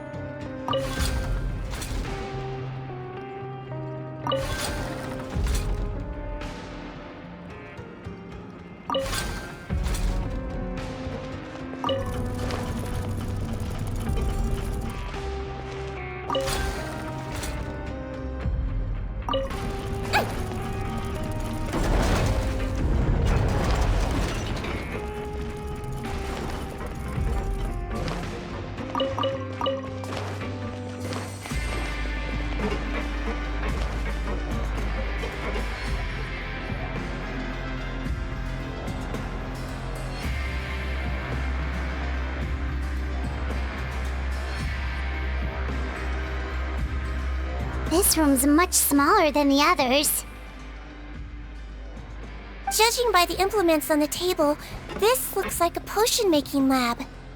Head nurse! Over here!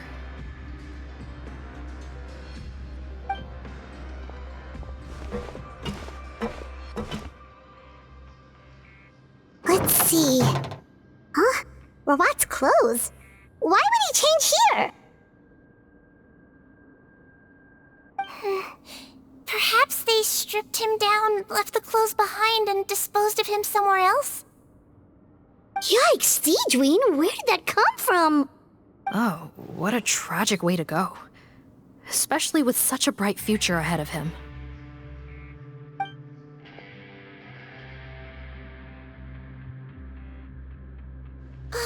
There's a path leading further on, Officer Morgan. Let's keep up the pace.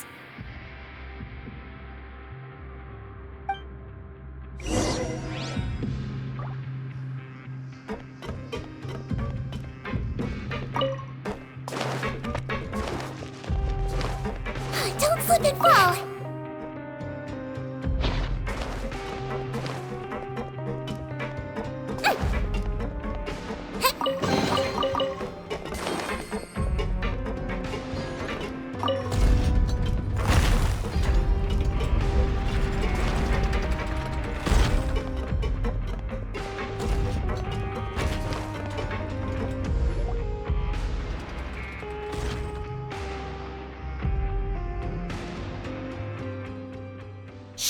There's a whole bunch of people in there!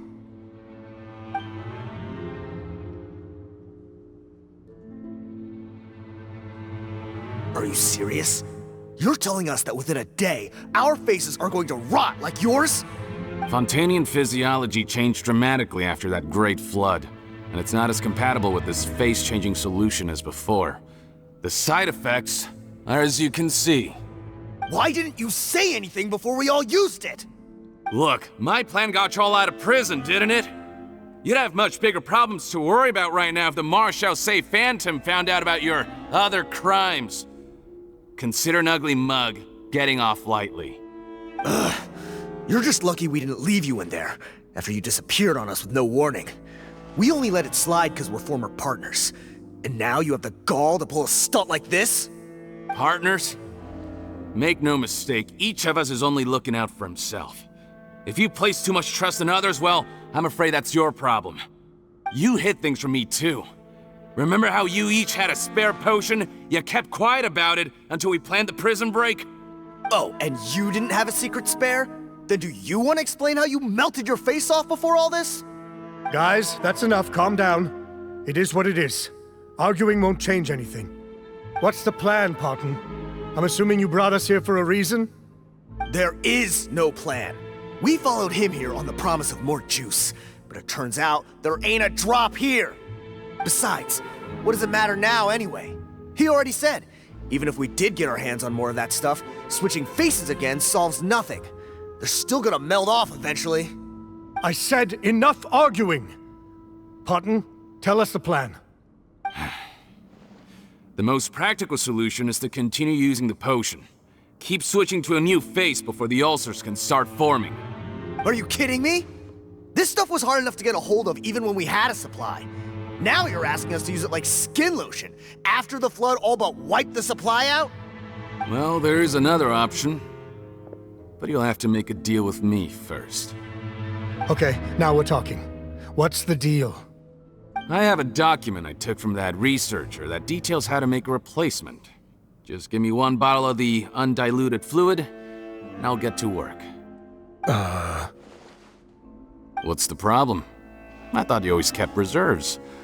Or do you really just have one spare bottle each? What do you think? That we were shipping them into the fortress of Meripede by the basket load? Well then, say hello to never showing your marred faces in public again. Ugh, I've heard enough! Get him! Let's see if that document even exists! Freeze! Marshal Say Phantom! What? Who let them in? Officer Morgan, before anything else, please find out Rawat's status. Rawat? I don't see him. Hand over the hostage now, if you want any chance of avoiding an extension to your sentences. Spare us your condescending attempts to coax us back to our cells. You think we're looking to negotiate? Rawat is dead. Parton? Arrest them all! Don't let anyone get away!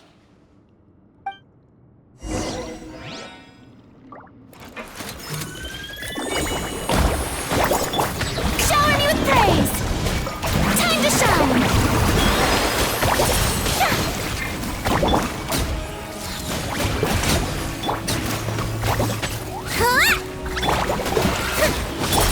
Transfixed! Witness my rise!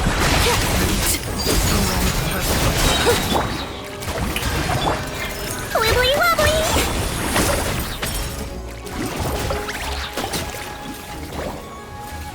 Oh!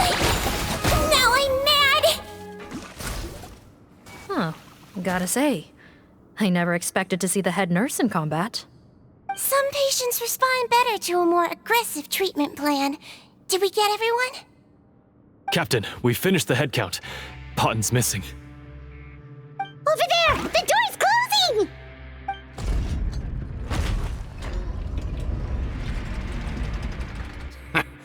One group trying to arrest me, another trying to hunt me down. Good. I gotta kill two birds with one stone. How did he get up there? There must be a secret passage somewhere. Find it! Don't waste your energy. I already sealed it off. How naive. We have more people outside. If we're not back out by the agreed time, they'll come to our rescue. Well then, you'd better hope they get here in time.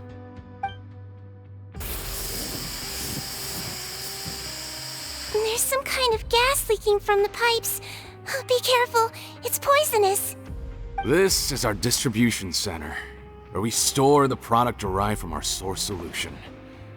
We had to use special fire prevention methods to prevent contamination.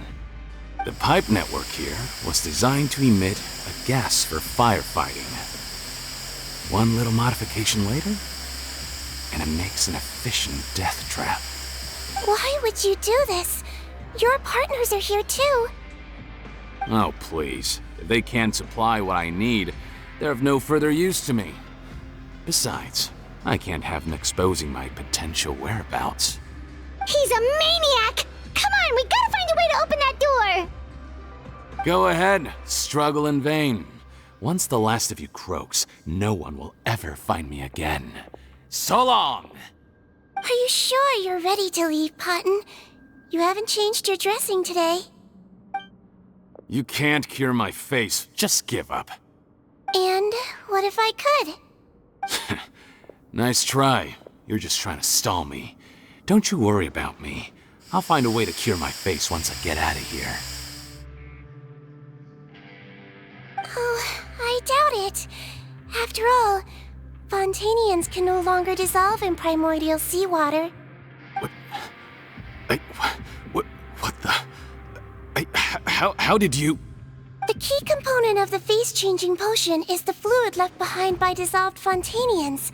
It might look like ordinary water, but it has some unique elements in it. Before the flood, all Fontanians were oceanids, physiologically speaking. A potion made from that fluid could dissolve and reconstruct the face of a Fontanian in much the same way as hydroidolins change form. Theoretically, it could give someone any appearance they wished. But since the flood, Fontanians have become true humans. They can no longer provide the source material for this potion, nor reap its benefits. Are you saying this potion is made from Fontanians dissolved with primordial seawater? Then their crimes are far worse than I thought. How could you know all of this? No, wait. Of course! Well, well. So that's why you have a human appearance. It also means that I have a formula you're unaware of. The air's getting thicker. It's getting hard to breathe.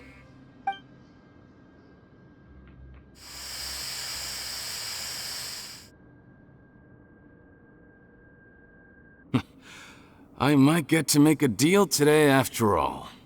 Alright, keep talking. How do you intend to give me the formula? Oh, it's not a formula, but a finished product. I have a bottle of it right here. What? When I tried Rawat's skincare product, I noticed it had a certain special component in it. So I had my friends gather some other ingredients for me, and sure enough, a little experimenting later, I'd produced the potion. I'm guessing his skincare lotion contains the fruits of your joint research? Huh. Impressive guesswork. Yeah, we were a supplier for some of the raw ingredients. But it only contains a tiny amount of the active ingredient. The effect is minuscule compared to the undiluted fluid. Well, I found a way to reverse the dilution process, giving the skincare lotion a similar effect to the fluid it is derived from. That's impossible. If I tell you some of the ingredients, I think you can figure it out. First, you need to combine tainted hydrophantasm tissue with transoceanic pearls at a ratio of around 3 to 7. Tainted hydrophantasms and transoceanic pearls. I see. Can't believe I never thought of that. So, can we make a deal? Sounds good to me. There's a delivery pipeline beneath this window. Drop the potion in, and I'll release you all. Nope, not trusting you that easily. You're like those naughty kids who try to hide their illness. Open the sluice gate first, then I'll hand you the potion. Even if you're not bluffing, your potion won't cure my face permanently. You really think you have any leverage here? I'm not closing the valve this time. Clock's ticking. Fine, then I'll just stand here with the potion in my hand. And when I faint from the poison, I'll drop it and it'll be destroyed. No.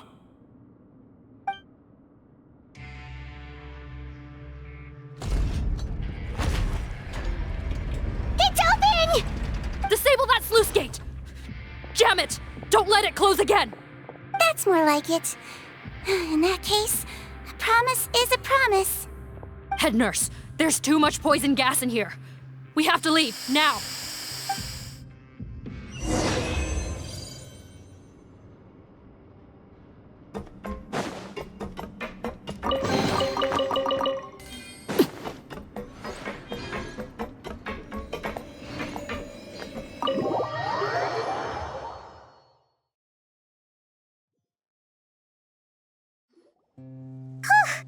That was too close. That button is a real nasty piece of work. Oh, don't be too quick to sit down. Moving around a little will help relieve the soreness. Same goes for you, Traveler. Oh, but Paimon, you should be fine, right? Flying fast is pretty tiring too, actually. Anyway, that's not important right now. Paimon's still shocked to learn that there's a whole criminal operation going on behind that skincare lotion. Shame I ended up giving the improved version to Potten after finally making it for you. I'll make you some more, I promise. No, please don't.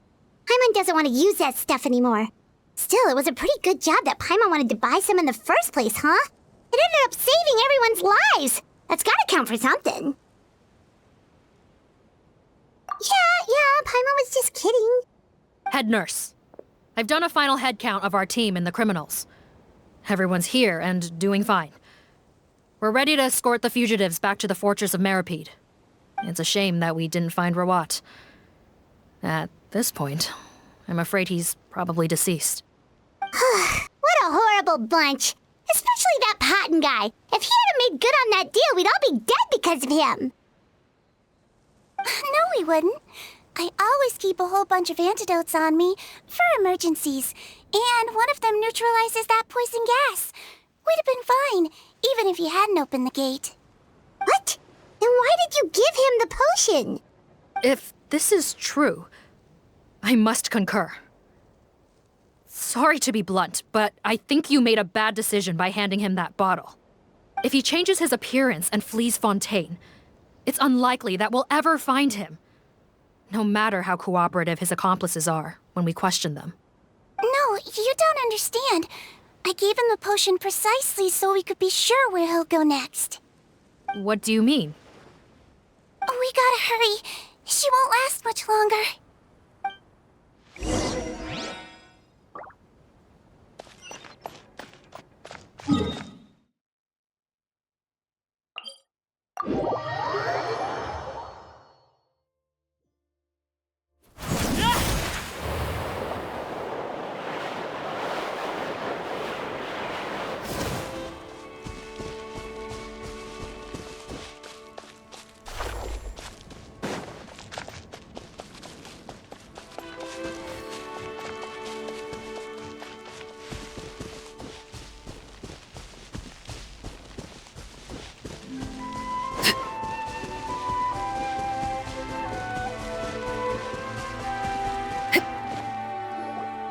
Don't move a muscle.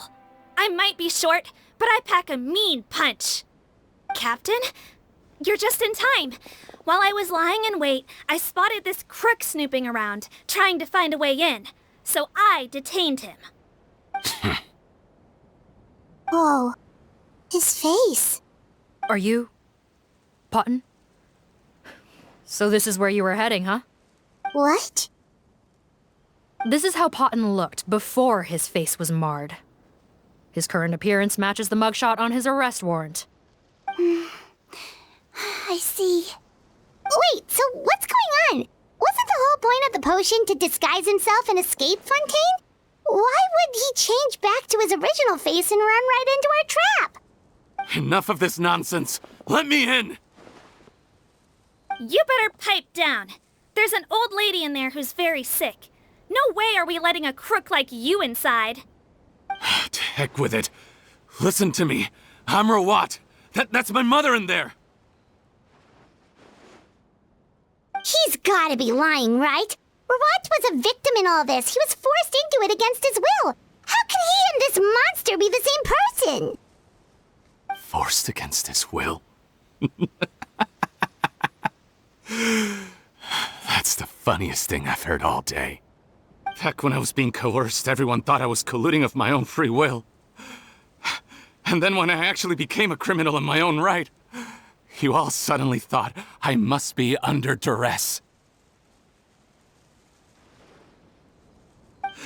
Amazing what a difference a handsome face makes. Save us the speech. Explain yourself. You want an explanation? Fine. I'll tell it how it is. When I was just potting, the whole world treated me with contempt. Ew. What do you want? Get away from me. Women despise me. Collaborate? You don't look like much of a researcher to me. My peers scorned me. Mr. Parton, was it? I'm most interested in your research. Consider my offer carefully. I doubt you'll find other investment opportunities. Only villains would work with me. You want out of the game? Forget about it. Turns out, I slipped up a little. Left your picture with some Marechaussee Phantom officers. Easy mistake to make. Now they've listed you as an accomplice and drawn up an arrest warrant. So I suggest you put any thoughts of running away to rest. If you get caught by the guards for being in the synth business, you ain't ever seeing the light of day again.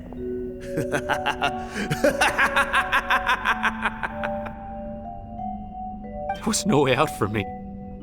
Until I could stop being Potton. Mr. Rawat, I have something I'd like to tell you. I became popular with women. This new potion you developed is fascinating. Genius, in fact. Would you consider working with me? I'd be happy to sign a licensing agreement. My peers looked up to me. Okay, I'm very interested in your research, sir.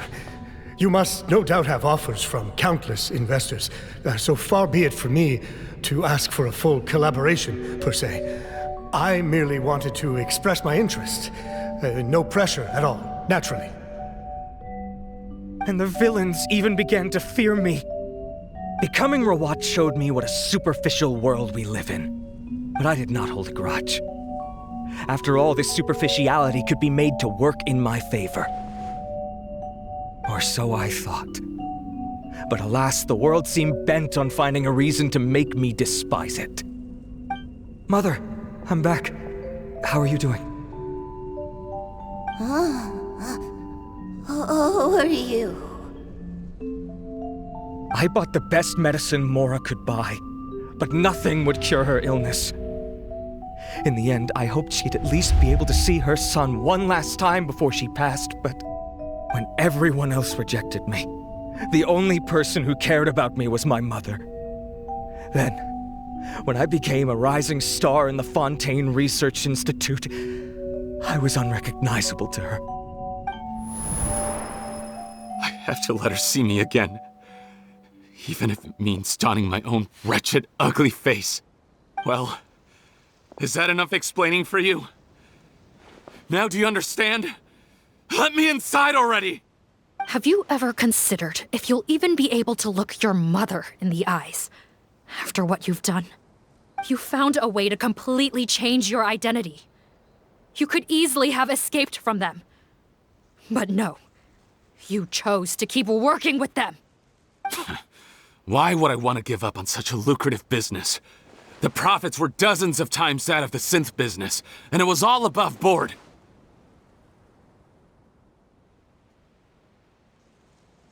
So you kept being a villain just for the money? Villain? By what standard?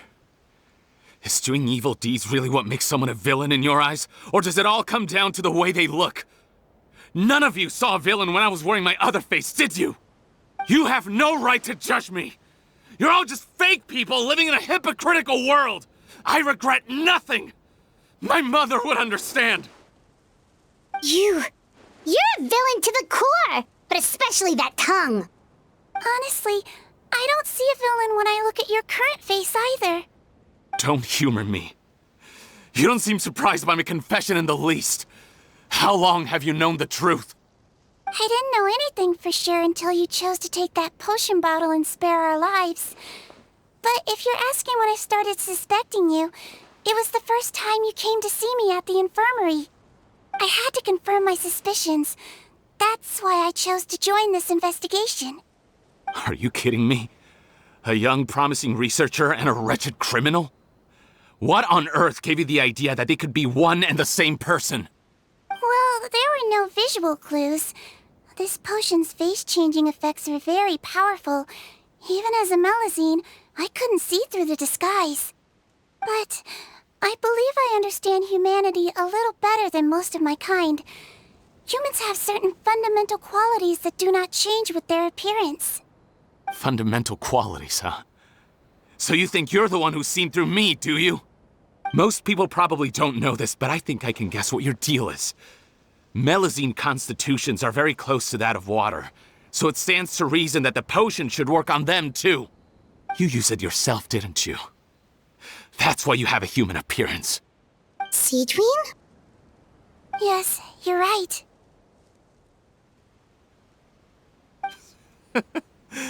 I'll bet it was back in the days when Melazines were discriminated against because of their appearance. It was either carry on living in the gutters as part of an alien race cast out by humanity, or become the head nurse of the fortress of Meripede, revered by all. Not a hard choice to make. It's a no-brainer. So you see, you and I were the same. And I'm the one who saw through you! That's not important right now. You came here to see your mother, didn't you? Well, I can grant you your wish. Huh? Head nurse, I'm not sure that's a good idea in his current state. Don't worry. Back in the warehouse when I traded the potion for our lives, I was doing it to test him. He was willing to risk sacrificing his only chance of escaping capture by opening the gate in exchange for the potion. Also, he could see his mother again. If nothing else, his concern for his mother is genuine. I see. So before you arrest him, please allow him to see his mother one last time. The Traveler and I will accompany him. You have nothing to worry about. All right. I understand.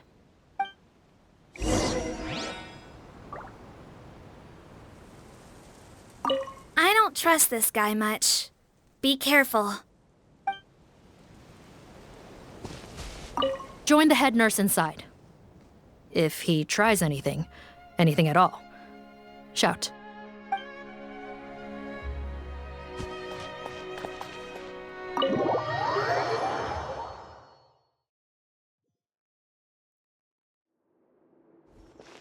Mom? It's me, Potton, your son. You recognize me now, don't you? Mom, what's wrong? I'm sorry, but I have some bad news. I examined your mother last time we were here, and it appears that due to her prolonged fever, she's lost her eyesight. What? Your appearance no longer has any bearing on her ability to recognize you. But there are always other ways to remind our loved ones who we are. Wouldn't you say? No, it can't be. Please, Mom, open your eyes.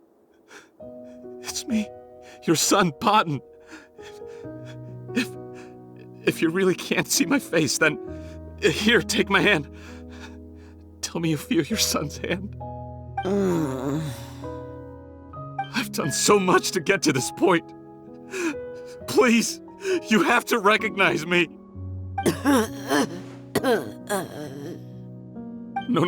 No. The temperature of his palm must have changed. I'm sorry. It seems I couldn't bring him back to you after all.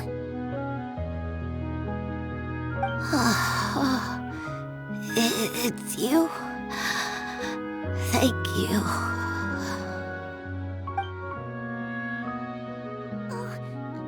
Of course. Mom! Why will you answer her and not me? Why? Why? No more questions, Potton. She's gone. Mom? Mom? I'm sorry to say this, Potton, but you and I are not the same.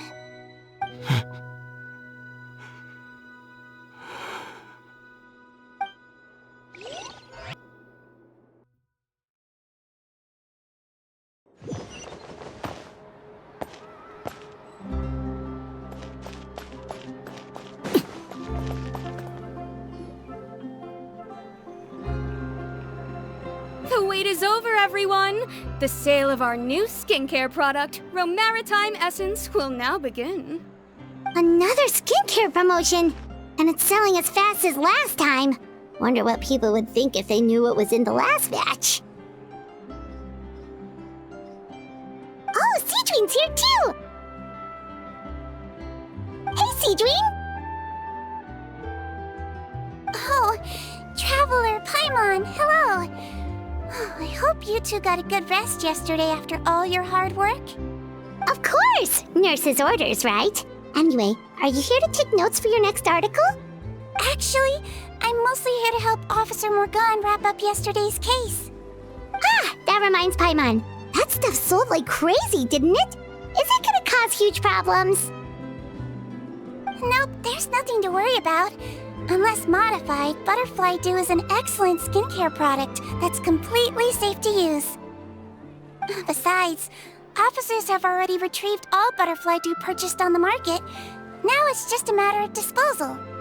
After consulting Monsieur Nervulette, I came up with a way to neutralize any harmful effects, so it'll evaporate naturally without polluting water or soil. Wow, it's Sigewinne to the rescue again! Thank you for serving as our consultant, head nurse. All the butterfly dew we recovered has been disposed of, according to your instructions. Great! Good job, everyone! Also, you mentioned you wanted a copy of Rawat's interrogation records. Well, technically, Potton's records. Anyway, I have them with me. Here. After he saw his mother for the last time, it was like all his mental defenses came crashing down. He put up no resistance during the interrogation, and answered all our questions. We learned a lot. Apparently, the formula was something he discovered by chance while helping the criminal gang produce synth. Later, he came up with the idea to dilute it and use the resulting substance as a skincare product. Their supplier was Vache, but you could also argue that they were the ones doing him a favor.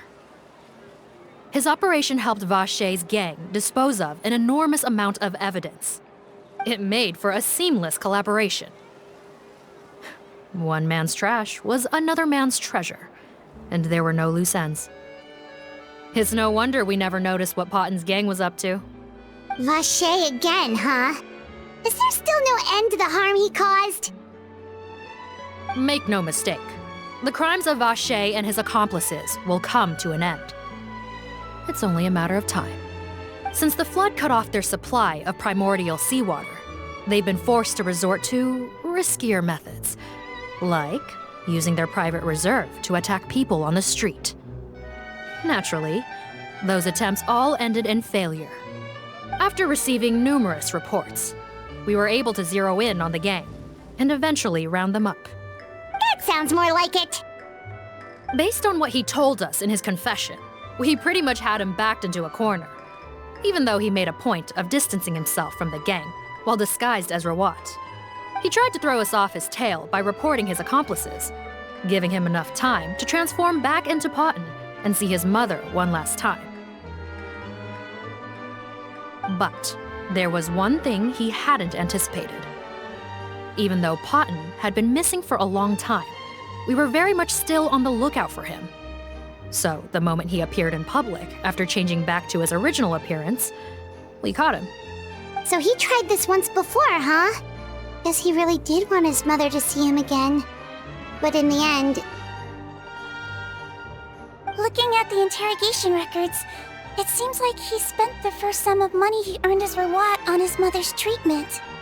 Yes, which is why I suspect that his initial motive for using the potion was not personal greed, but a desire to become somebody who had the power to save her. Even so, he went too far. In the end, he got what he deserved. I understand. Thank you for bringing me these records. Why did you want them anyway? Patton was one of my patients, so I need to put together a medical file for him. My teacher always stressed that a person's life experiences are just as important to their file as their medical history. Why are you still treating him like your patient? Isn't he kind of beyond redemption now? That may be true, but a patient is a patient, regardless of the choices that bring them to my care. One last thing, head nurse. Please keep everything you know about this potion a secret. It would be for the best if most of Fontaine knows nothing of its existence. I know my fellow officers and I will be able to sleep easier if that's the case. Of course, not to worry. Thank you for understanding. I'll take my leave then. So, Sigewinne, did you really use that potion yourself? Why do you sound so surprised, Paimon? I told you all about it. It was quite a while ago now. You mean that story about the witch and the potion? So it was really, actually, genuinely a true story? Yes, it really, actually, genuinely was. But... I know. There are some secrets I can't tell anyone about. But considering everything we've been through together, I know I can trust you with them. Before I tell you, though, could you follow me somewhere? I want to pay my respects to an old friend. Of course!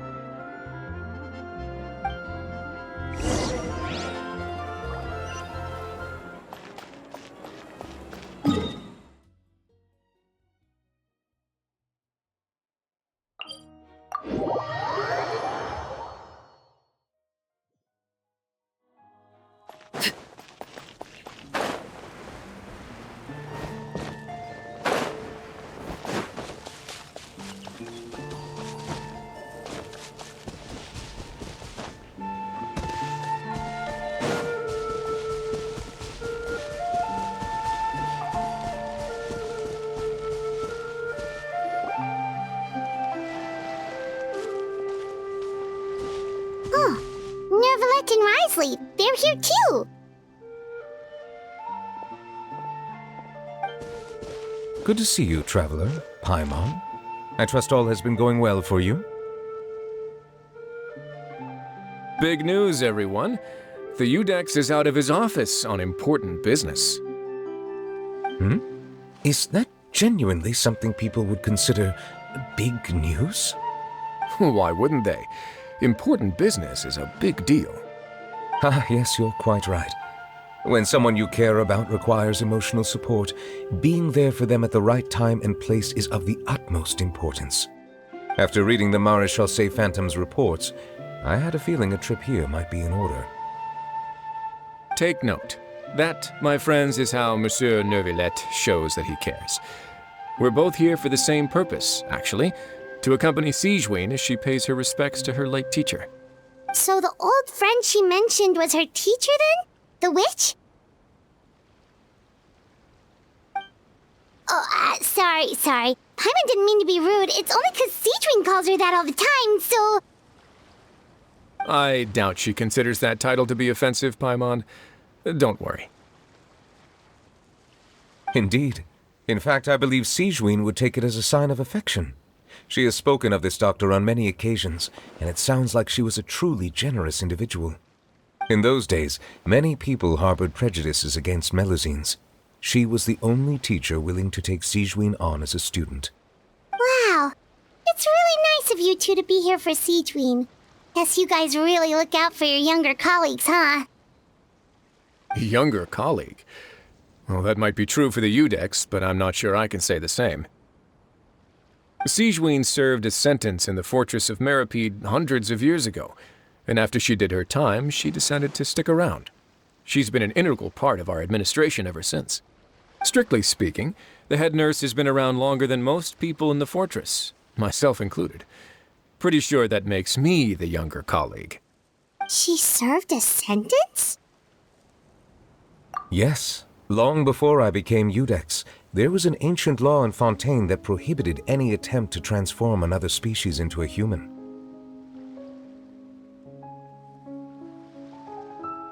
Initially, I and most researchers believed this law to have been imposed due to ethical concerns. But now, it seems more likely that the law was nothing more than an insurance policy, a way for Egeria to ensure that her people would remain insulated from the truth, thus enabling them to lead more straightforward, happier lives. Ignorance is bliss, as they say. Sigewinne had her reasons for choosing to obtain a human form, but the act was nonetheless in clear violation of the law. Could you tell us a little bit more about what happened back then? Certainly. Sigewinne does not object to her close friends learning about her history. In fact, I first learned of it myself because she confessed the truth to me of her own volition.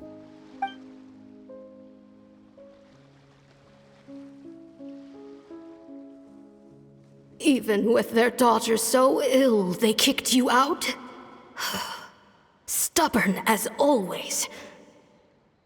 And prejudice isn't a disease I can cure either.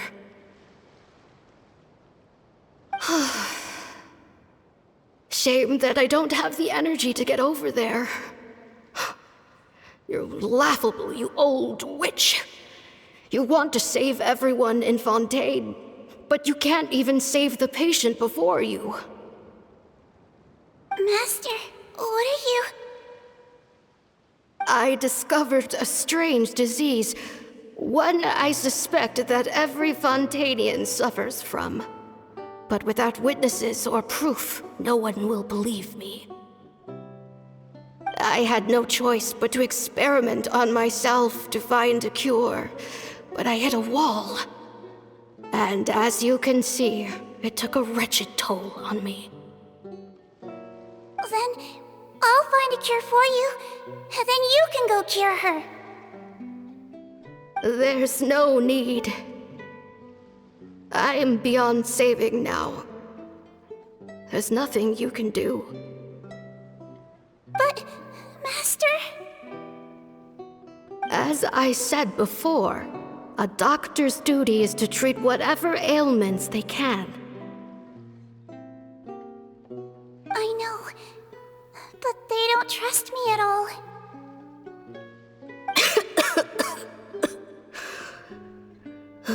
That girl. She's your first ever patient, isn't she? Tell me, what cost are you willing to bear to see her cured? I'll do whatever it takes. Even if it means breaking the law and being punished for it? As long as I don't hurt anyone, yes.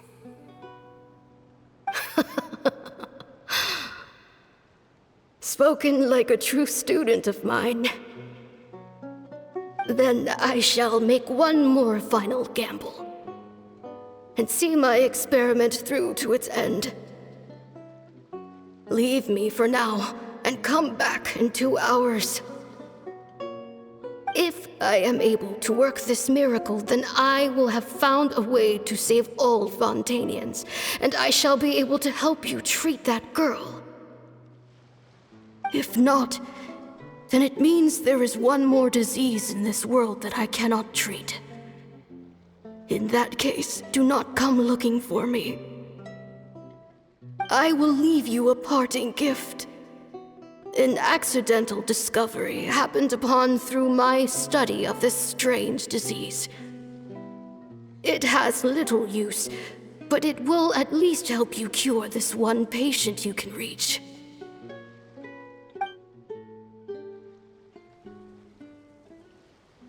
When Sigewinne returned, the miracle had not occurred.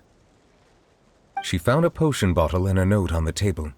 After using the potion as instructed, she gained her current form, breaking Fontaine's law in the process.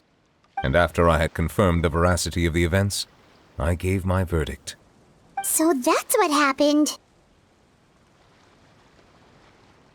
I fear Sigewinne only understood the full story after the truth about the dissolution of Fontainians was uncovered. When I reflected on all this with that knowledge in hand, I felt a deep sense of regret. As I use the law to uphold justice, there are times when I cannot help but acknowledge its ruthlessness. After the final details of the events surrounding Sigewinne's transformation came to light, I checked several sources and, thankfully, the legal code does not require Sigewinne to shoulder any additional punishment. Wonder how she feels about all this. Since she invited you here, I imagine she intends to speak of these matters with you, no?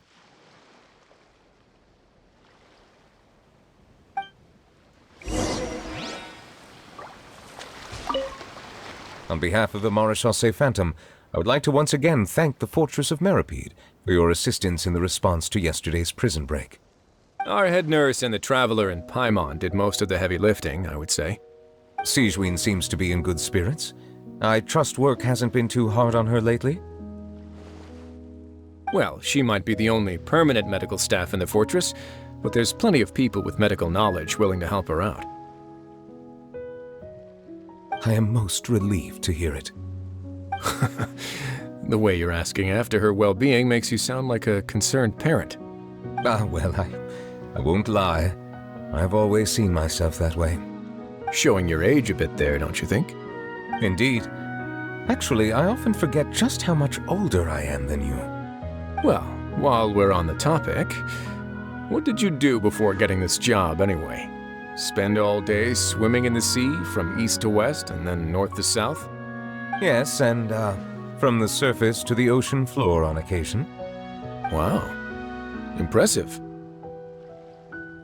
Apologies, that was merely an attempt at humor. You can disregard what I said. That's impossible, I'm afraid. My imagination's already running wild.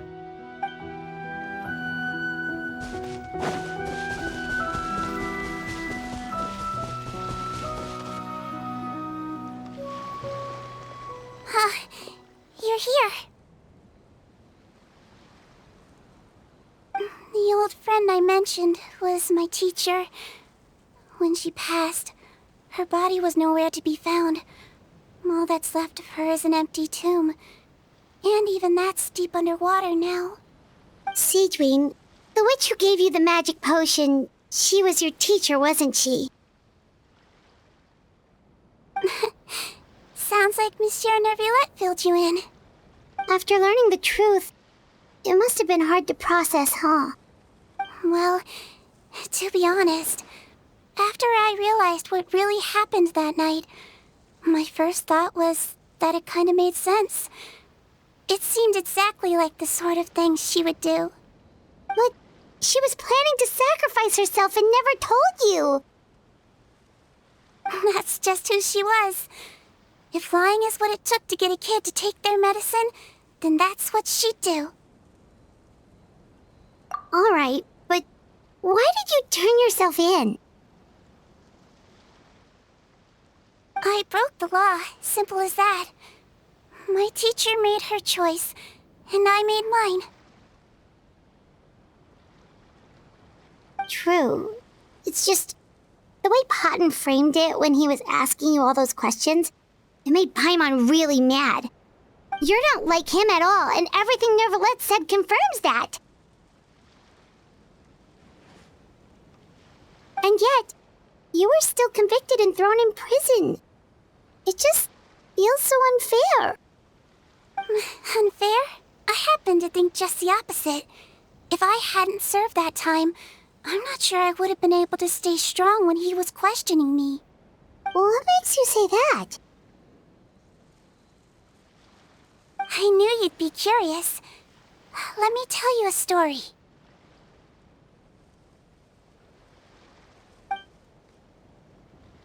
The verdict came down. This Melazine is guilty.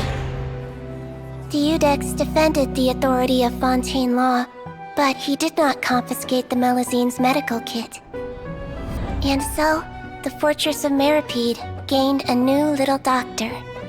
She still wore her hood and raincoat, even though it never rained in the fortress. Perhaps thanks to her human appearance, no one refused her treatment. She treated more and more patients, and her sentence grew ever shorter. Finally, the people of the fortress could not live without her, and though her sentence ended, she did not leave them either. Then one day, she received an invitation from the outside world. The location seemed familiar, and when she arrived, an old lady was waiting for her. She saw right through the Melazine's disguise, but didn't reveal it. Instead, she asked a question. Tell me, why do you think you gained the respect of so many people, despite being a Melazine? Because I look like a human? It's been 50 years, Sigewinne, and you haven't aged a day. I think everyone knows you are not human. I finally found you, after all these years. I still remember, you know. It was you who saved me that night. But how? I was no longer a Melazine by then. Does it really matter if you're human or Melazine? I remember the warmth of your palm. It's quite unmistakable. And you know what?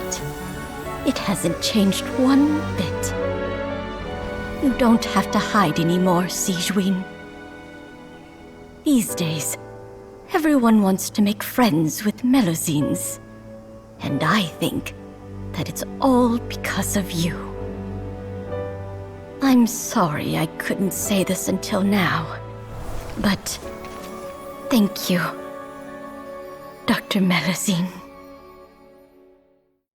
Now that's an ending Paimon can get behind.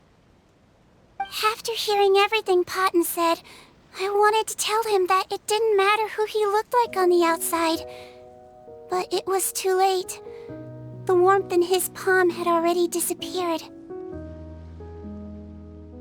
I tried to treat him, but the roots of his problem had nothing to do with his face. I understand. Thanks, you two. I appreciate you being here for me while I talk this through. Oh, it's nothing. Our pleasure. Oh, there's one more reason I invited you here. It's about time I finally give you what I promised. In order to restore the appearances of the face-swapping victims, the Marechaussee Phantom gave me special permission to make a few bottles of that potion. And I made one extra just for you two. We don't need it though. Shouldn't we destroy it? Well, even if you chose to destroy it, I still thought I should give it to you first. You two did so much for me. How could I break my promise? Well, fair enough, but anyway, Paimon's definitely not interested in this stuff anymore. Still, if this is the very last bottle in all of Teyvat, getting rid of it would feel like kind of a waste. Maybe we can give it a special meaning somehow. Oh, Paimon's got it! Melazine physiology wasn't affected by the Great Flood, right? So that means the potion should have a permanent effect on you. In that case, what do you say, Sigewinne? Ever thought about transforming back to the way you used to look? After all, from a Melazine point of view, Paimon bets Melazines look the cutest of all.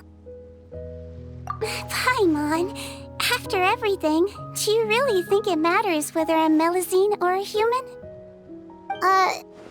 Well, What was Paimon thinking? You made up your mind a long time ago. Yeah, let's just destroy this thing. Leave it to me.